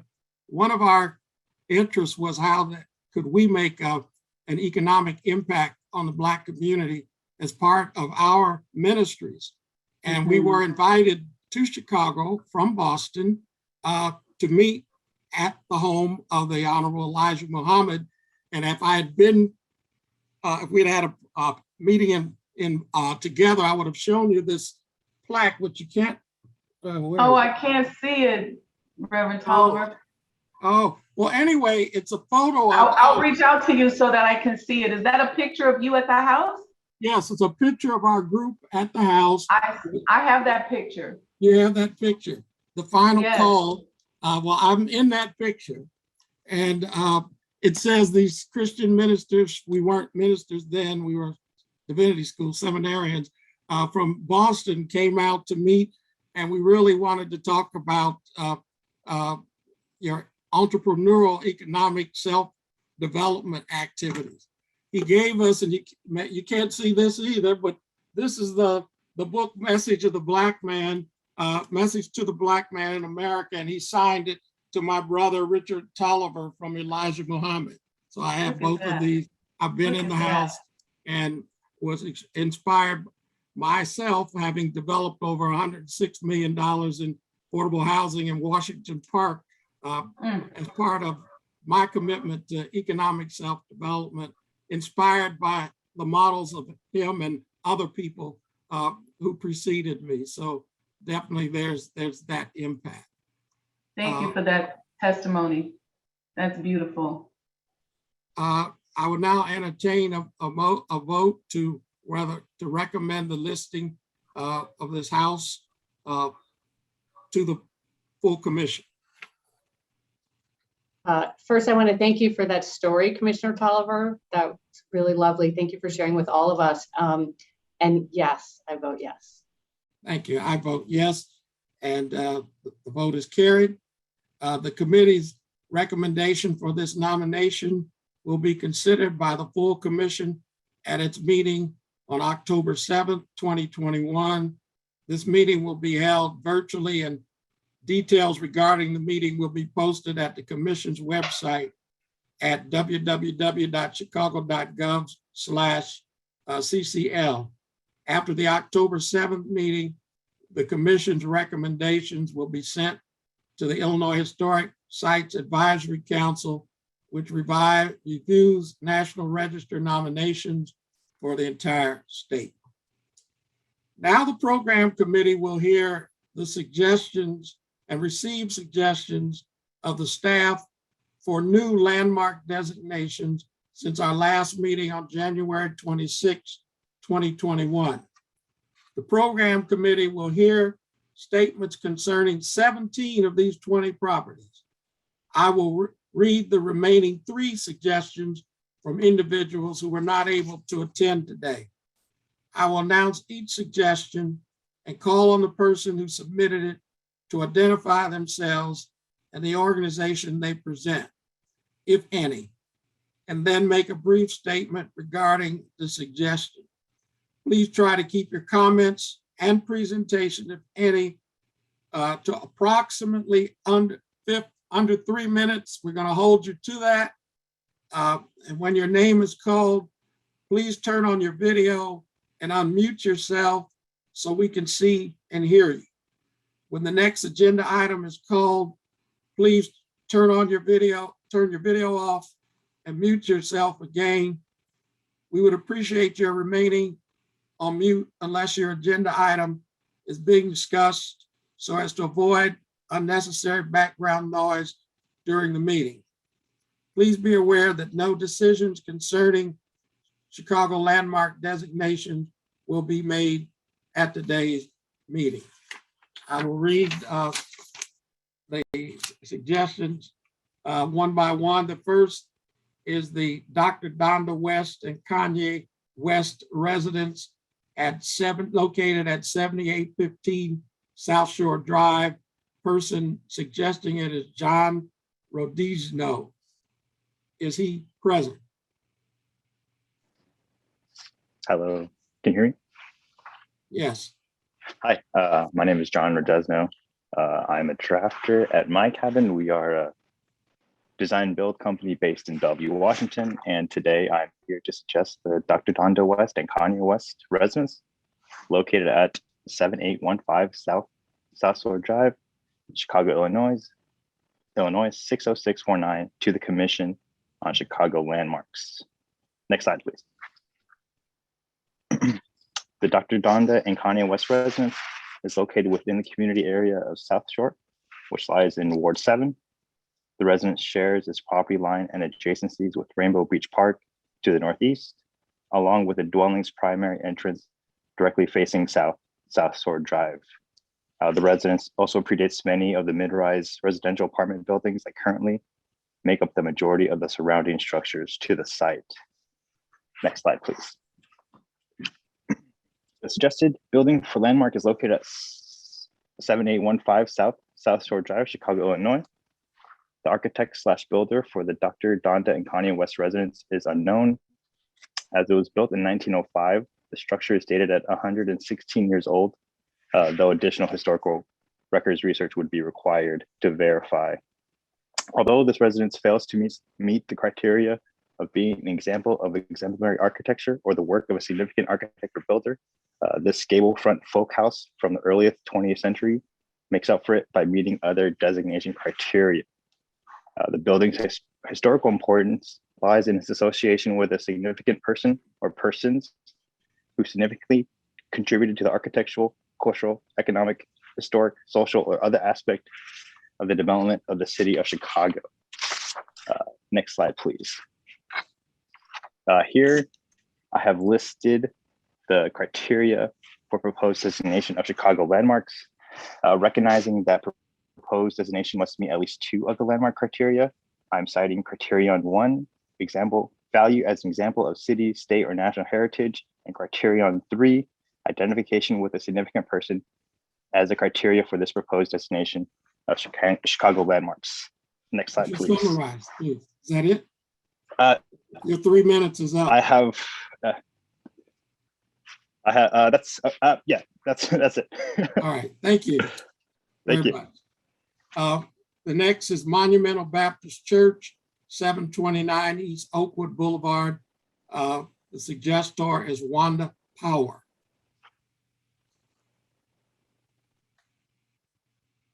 Wanda present. Can you hear me? Yes. Okay, good morning, commissioners. Thank you for giving me the opportunity to present in this public forum for Monumental Baptist Church. My name is Wanda Power, and I'm a 3rd generation member of Monumental Baptist Church. Monumental Baptist Church was formally organized September 23rd, 1919. The congregation was housed in several locations before being purchased by the church in 1934. The building that we're now located in on 729 East Oakwood Boulevard. Next slide.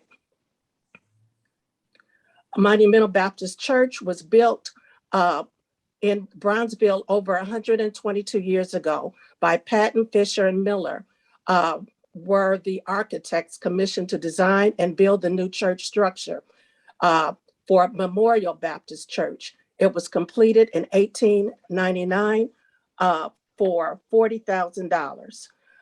Monumental Baptist Church is designed in a Romanesque revival style modeled after H.H. Richardson's Trinity Church in Boston. Next slide. The major feature of this edifice and its design are large square towers over the auditorium. Next slide. As you can see, the pictures, you have the left picture is the front of the building. The second picture is the west side of the building. We also have 2 lots that have been purchased over the years, which is the parking lot, which goes all the way to the end of the block. Next slide. This is the east side of the church, and we also have purchased over the years the lot that was adjacent. As you notice, the back of the church has not made out of the same type of material.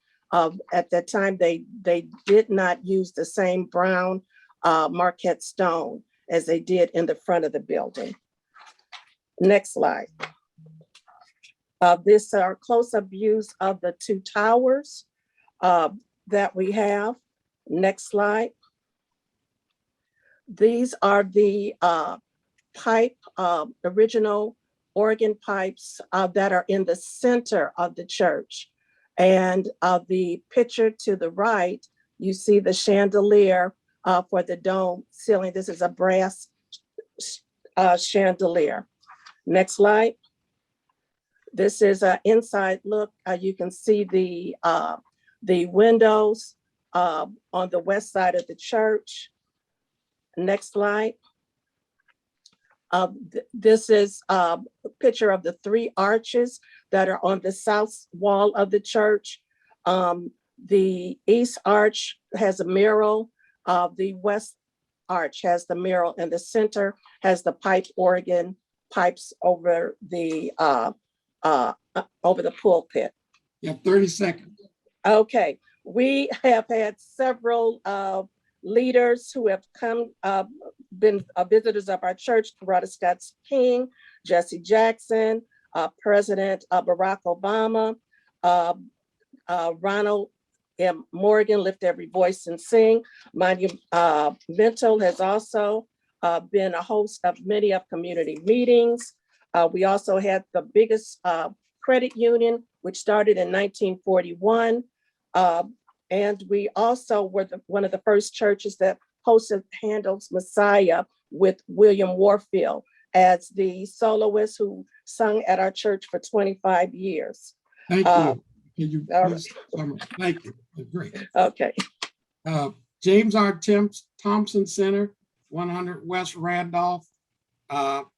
Elizabeth Blasius, on behalf of, this is the acronym, DOCOMOMO. Good morning. My name is Elizabeth Blasius, and I'm an architectural historian and founder of Preservation Futures. I'm also a board member of DocuMomo Chicago, and I'm presenting the James R. Thompson Center as a suggestion for a Chicago landmark on that organization's behalf. I'm going to highlight what has changed since the program committee last heard a suggestion for the Thompson Center. I stand in solidarity with my colleagues and especially the members of the public who are working so hard to bring attention to historic places that matter to the people of Chicago. Next slide, please.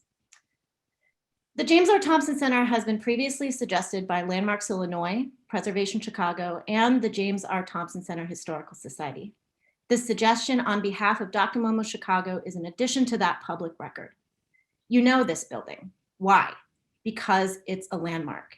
The building and its urban plaza, including Jean Dubuffet's sculpture, Monument with Standing Beast, meets multiple criteria out of the 7 needed for designation as a Chicago landmark. This is an internationally known work of postmodernism, and it is the finest example Chicago has.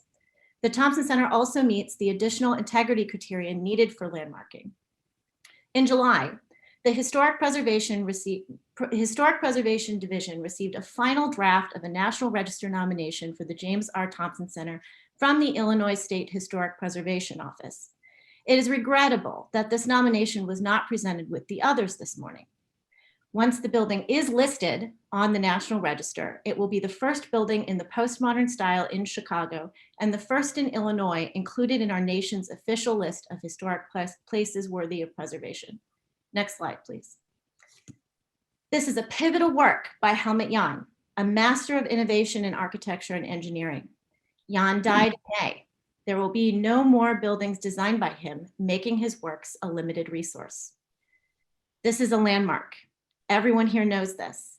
We also know it's a third rail and it's an elephant in this room. If we, in the city of Chicago, believe in the integrity of the process to give recognition to historic places unfettered by politics, this is a landmark. If preservation works for the people as a democratic process, then this building should become a designated Chicago landmark without delay. Before I close, next slide, please. Before I close, I want to touch on the significance of the Thompson Center to the people of Illinois and the people of Chicago as a place where they go to exercise their First Amendment right to talk directly to their government, be it the city of Chicago, the county of Cook, the state of Illinois, or the United States of America. This is where citizens and constituents come to move the political needle. It's democracy in action and a fulfillment of the building's design goals: openness, transparency, and patriotism. Thank you. Thank you. Chicago Vocational High School, 2100 East 87th Street. The suggestor is Harold E.K. Williams on behalf of the CBS High School Alumni Association.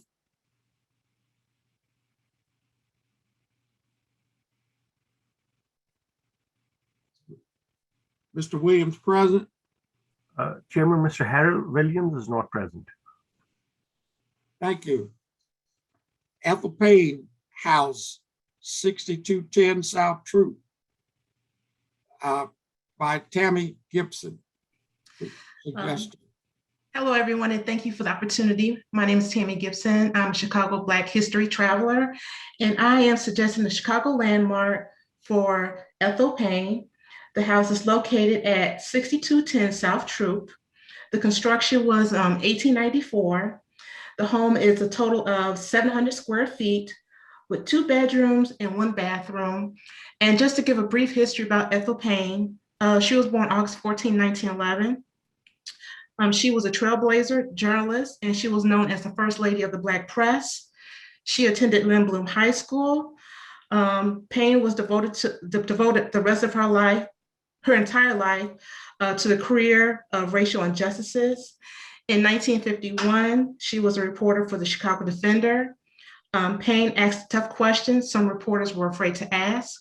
She also intimidated and made presidents feel uncomfortable when she asked questions regarding Jim Crow and segregation. Ethel Payne covered the Civil Rights Movement, Brown versus Board of Education, the Montgomery bus boycott, and Little Rock Nine. Payne was the first African-American woman to be included in the White House Press Corps and the first Black woman to appear on a national network as a radio and television commentator for CBS. Ethel Payne passed away on May 20th, 1991, and she's buried in an unmarked grave, which I am working on getting her a proper headstone. To honor Ethel Payne, Lindblom High School dedicated a classroom in her name. The NABJ has the Ethel Payne Fellowship.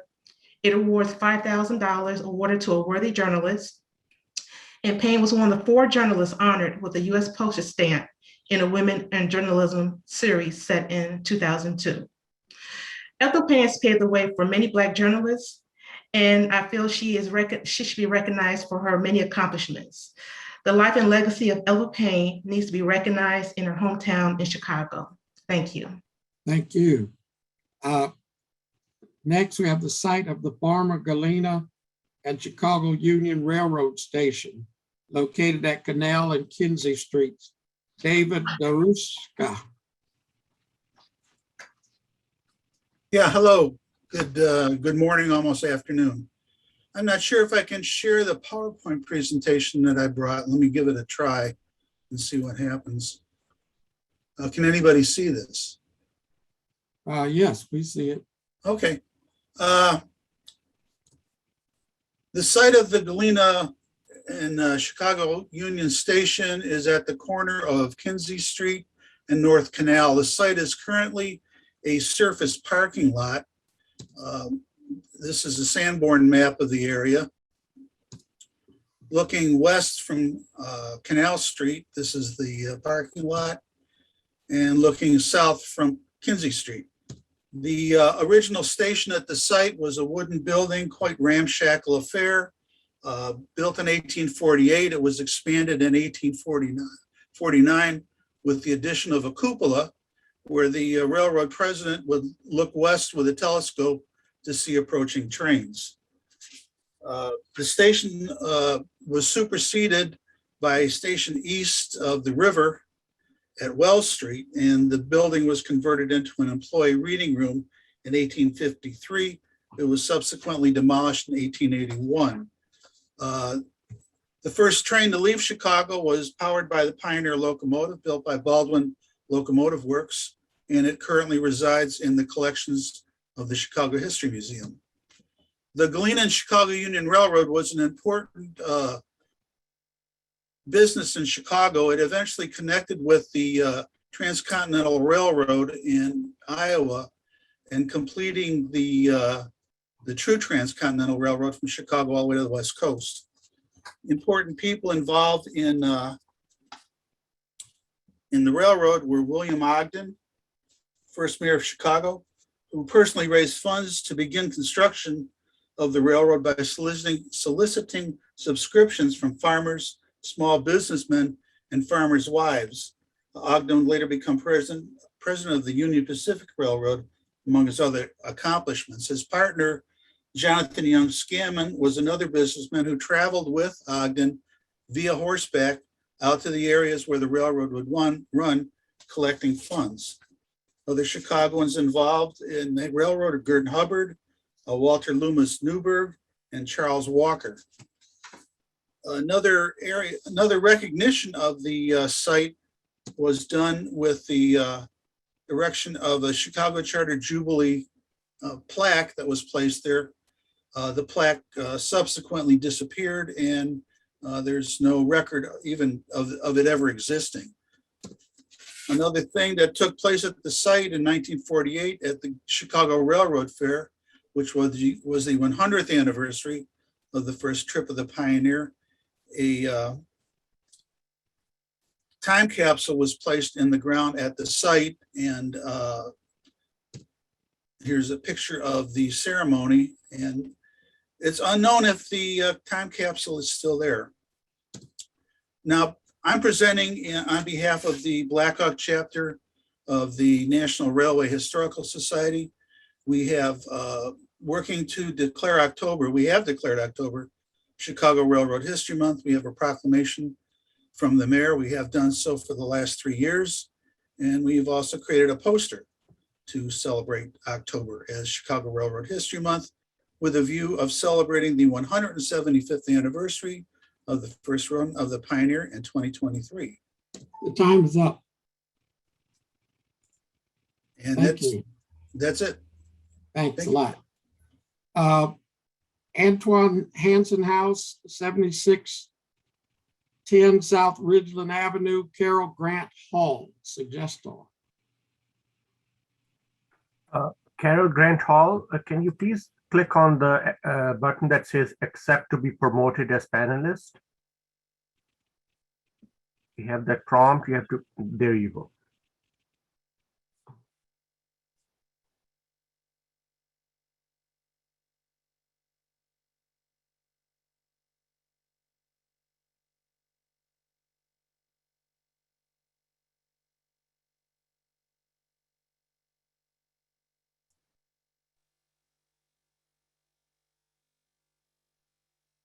You are now unmuted. You can start speaking.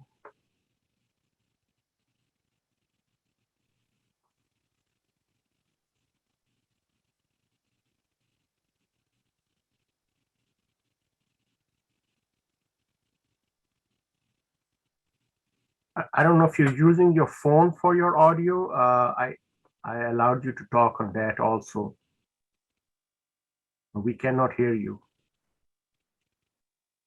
We can see your video, but we can't hear you.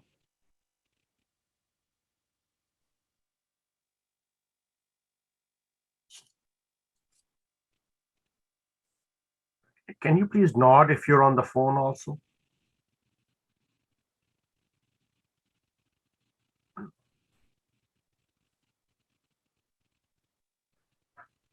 Chairman, I don't think she's able to have her microphone working.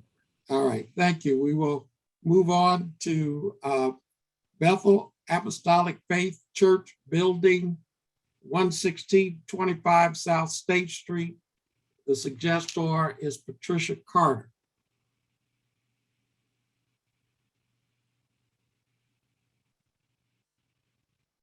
Ms. Patricia, okay.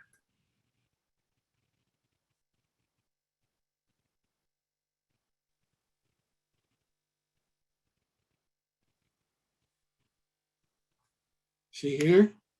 Oh, there she is. Good morning. Good morning. Can you hear me? Yes. Yes. All right, great.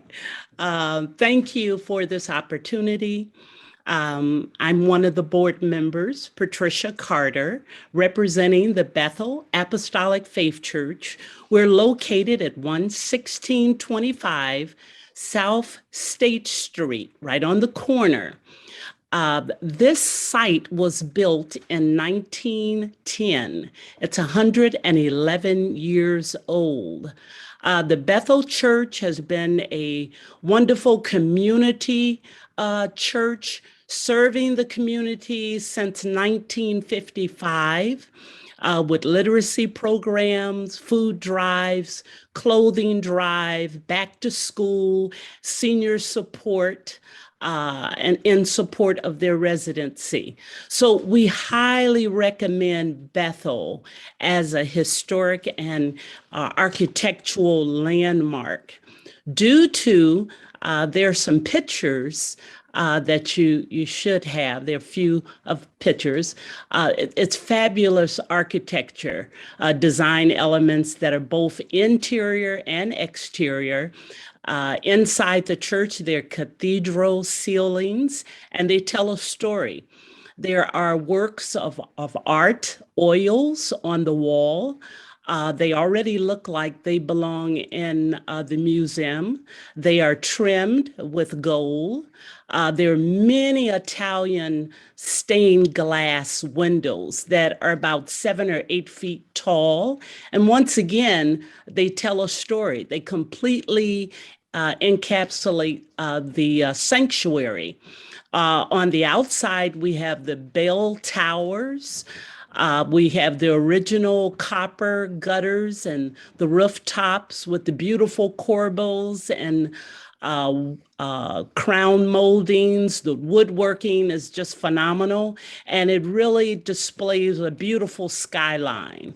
So it's just simply beautiful, and it's worth preserving. So I feel that Chicago, as well as, of course, the members, we would really benefit. And we could take pride in having this particular site as a landmark, and the caliber that's in this church is just phenomenal. So I appreciate this opportunity, and I trust that it will be selected to be preserved. Thank you so much. Thank you. The Outgeld Garden Shop Building. Chairman, Carol Grant Hall has her hand raised. Do you want to give her another chance if she was able to fix her audio? Sure.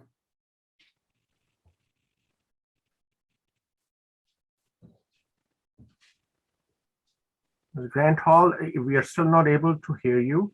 If I may suggest, please leave the meeting and then join back in again and maybe use your phone for audio.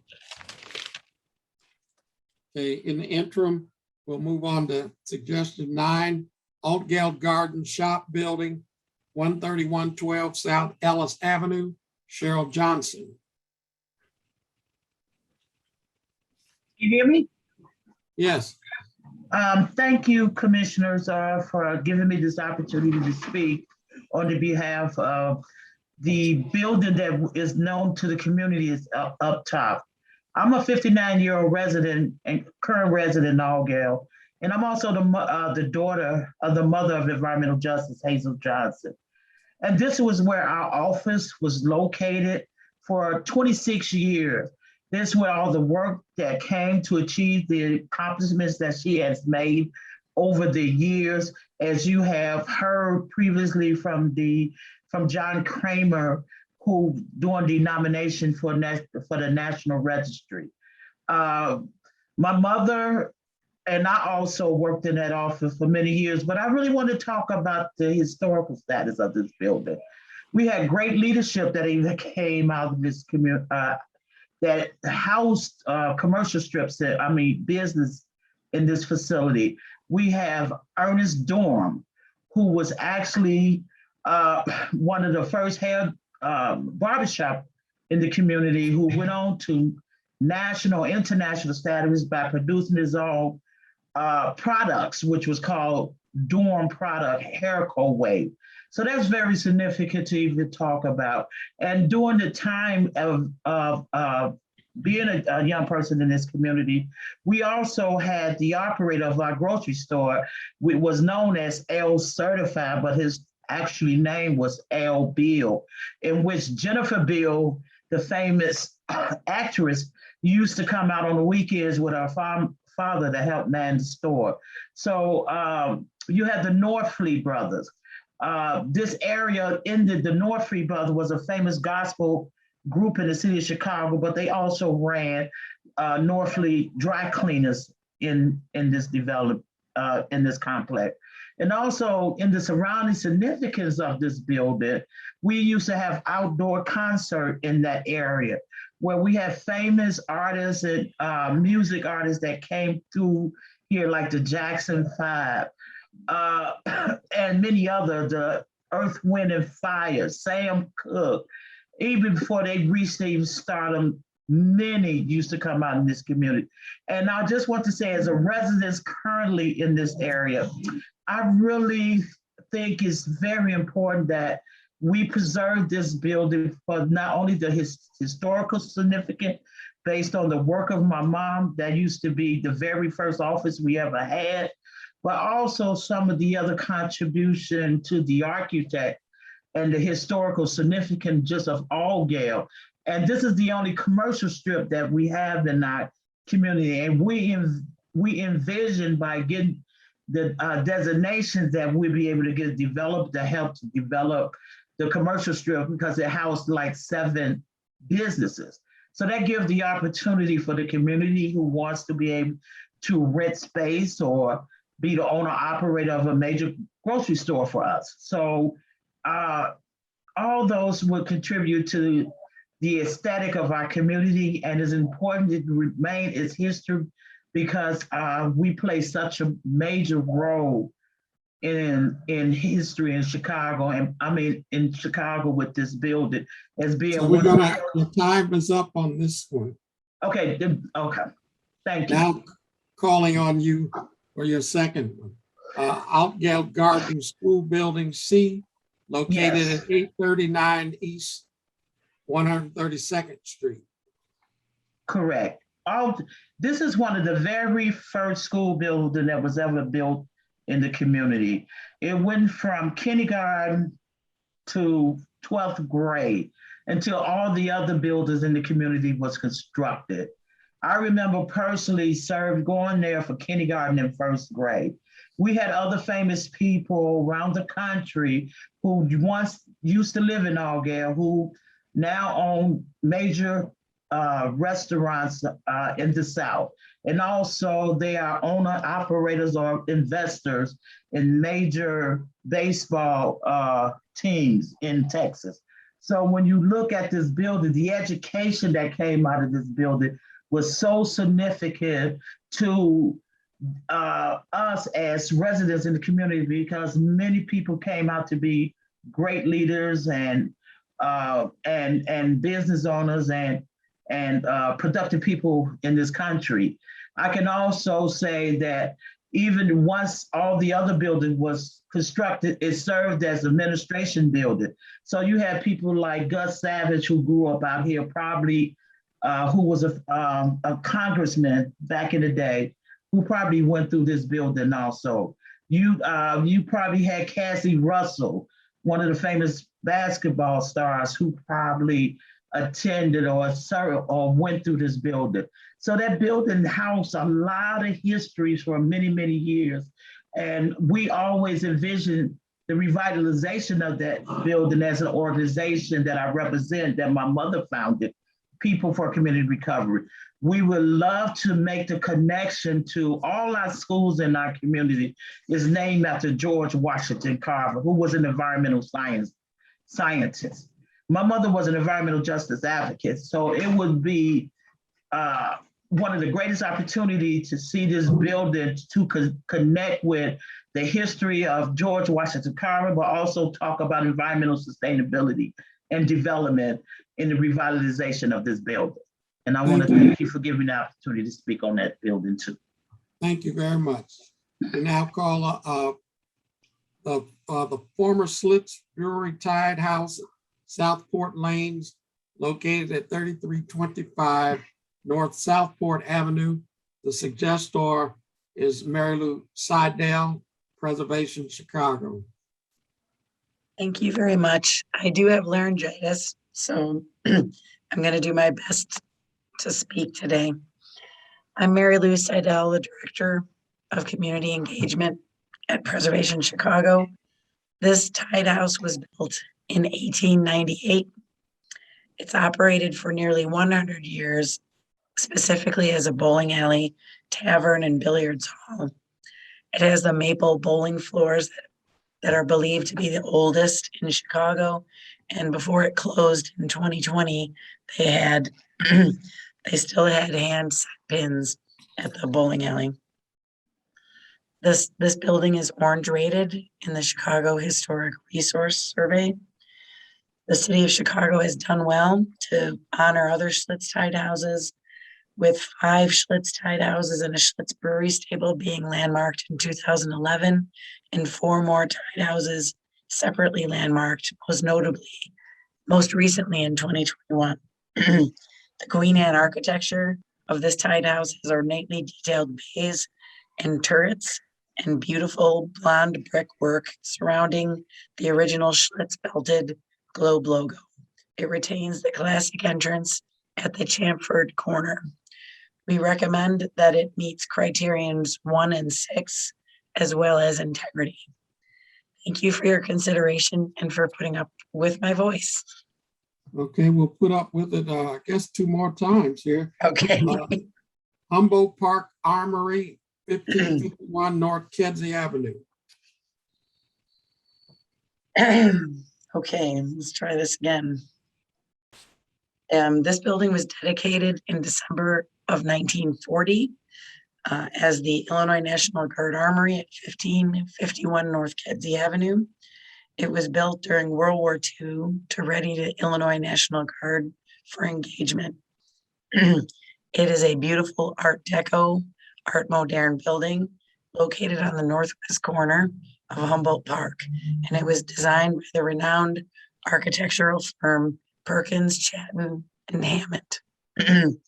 In addition to its function as an armory and Illinois National Guard Center, the armory was host to community and sporting events, including the tragic funeral for 27 people who died in the Our Lady of the Angels school fire. At the time of its construction, it was the largest armory in Illinois. The auditorium is 187 feet by 127 feet and has a seating capacity of 1,800. There were locker rooms, day rooms, kitchen, officers club, gymnasium, a lot of amenities, including, I've never been able to confirm where it was or how many, but there is clearly a large bowling alley there, because in the papers, they regularly reference nationally syndicated bowling tournaments being held there. In the interest of time, I will just say that we recommend that it comes under criterion 1 and 4, as well as the integrity criteria. Thank you. Now, Promontory Point, Lake Michigan Avenue at 55th Street. Okay. Again, Mary Lou Seidel with Preservation Chicago.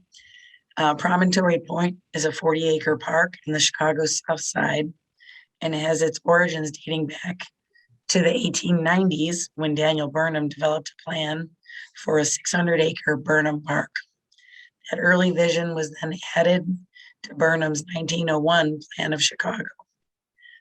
Beginning with Phil to create the feature, the primary development of Promontory Point began in 1922 and was completed in 1938. The contributing features of Promontory Point include the limestone revetment along the northeast and south sides of the point created by Alfred Caldwell, the French eclectic style stone pavilion designed by Emmanuel Buxbaum, which created as a combination of comfort station and shelter, the 4 council rings with hearthstones for campfires, the 55th Street underpass, and the David Wallach Memorial Fountain. Alfred Caldwell would come back in the 1980s to update the landscaping and install council rings as it was originally designed.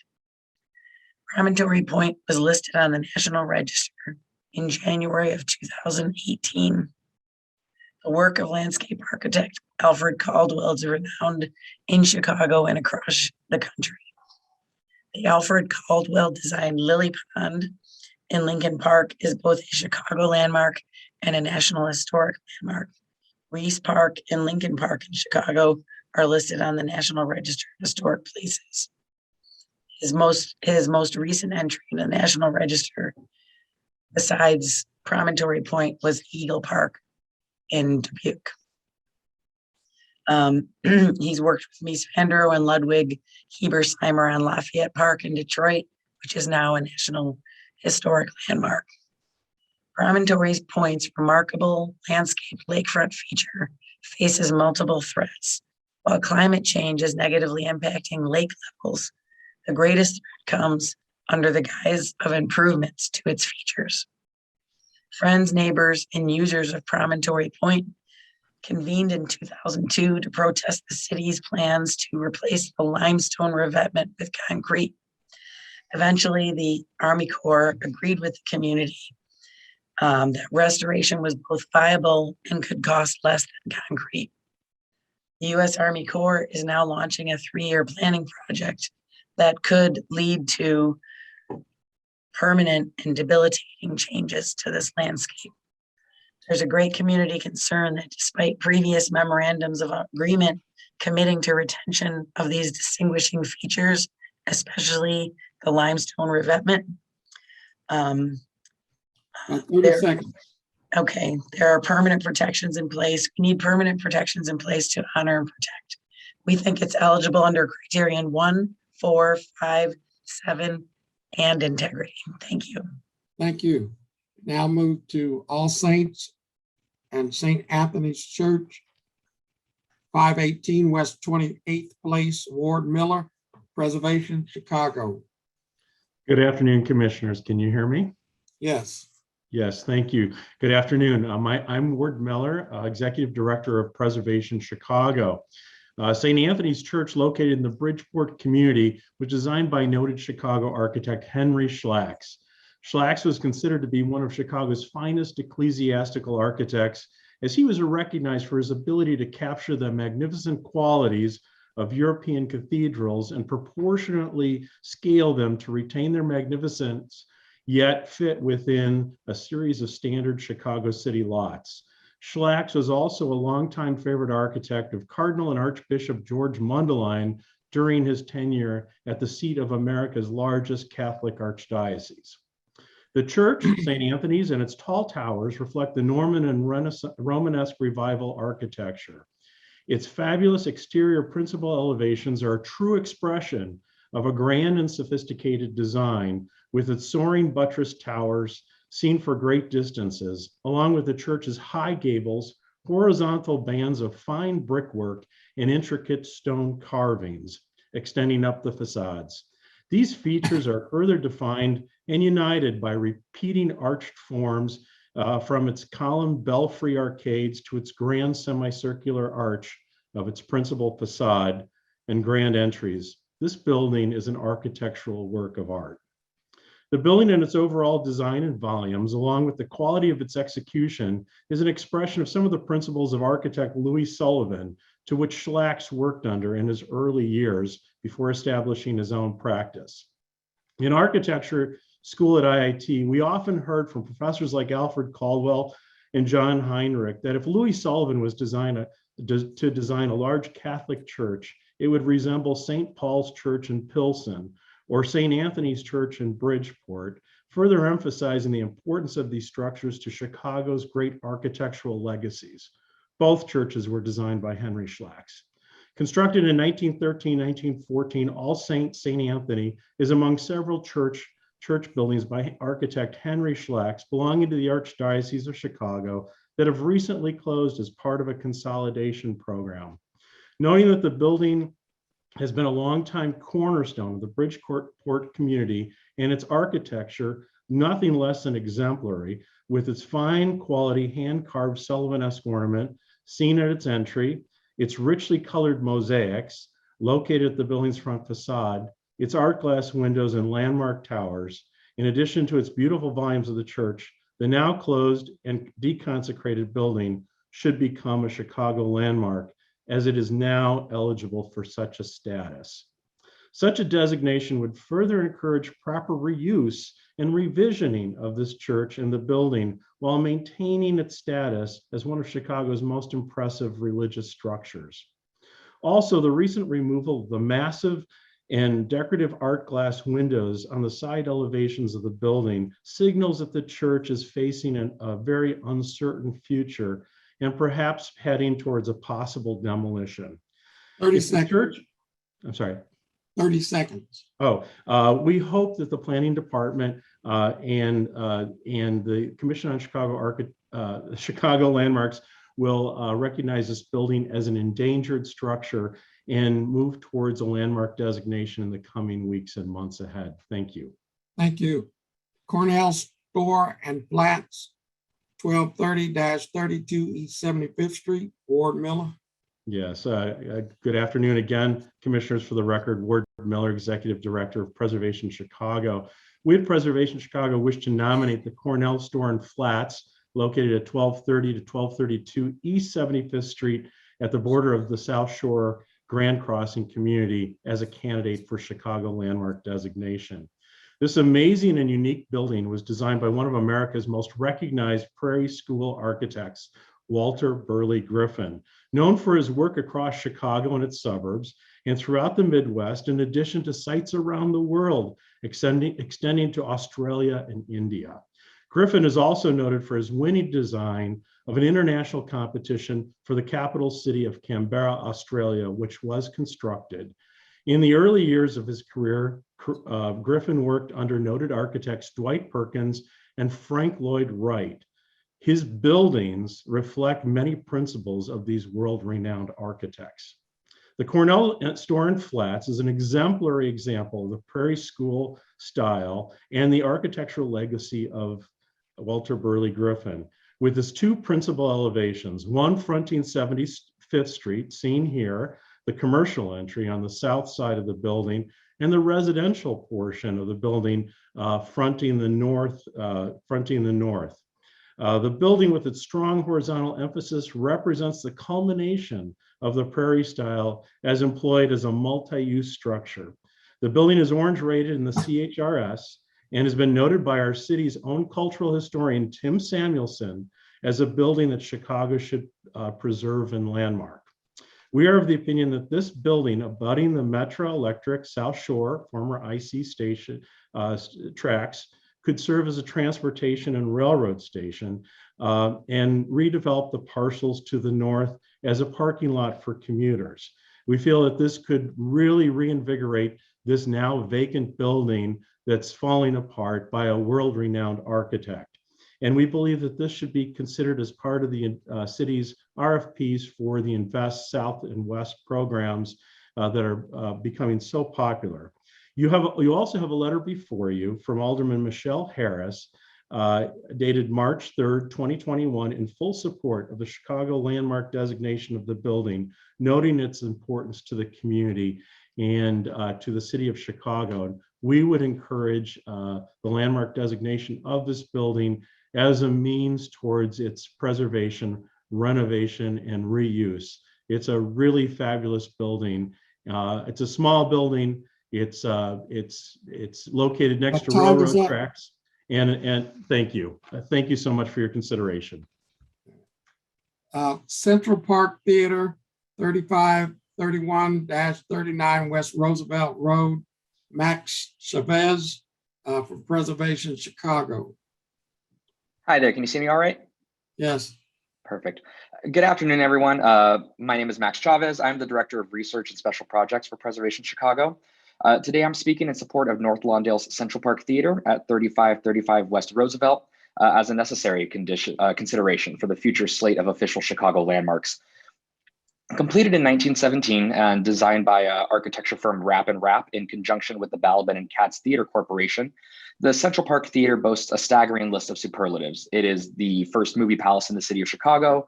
It is the first cinema in the United States to offer mechanized air conditioning. It is the first of Rapp & Rapp's movie palace designs in partnership with Balaban and Katz. And as such, showcases the firm's experimentation with design elements that would soon go on to define some of their greatest spaces, including the Uptown Theater, the Chicago Theater, the Oriental and the Riviera Theaters. Carried out in an eclectic mix of the finest European details only seen up until the 1910s in operas and playhouses, the Central Park Theater elevated the movie-going experience in Chicago from dusty storefront Nickelodeons to palatial nights out that could still be afforded by anyone, regardless of social class. But outside of its historical and architectural significance, the Central Park Theater was and is still a landmark of massive cultural and musical importance to North Lawndale. The hallowed stage of the Central Park Theater is where jazz legend and Chicago native Benny Goodman made his solo debut in 1921, before going on eventually to change the world of jazz music for good.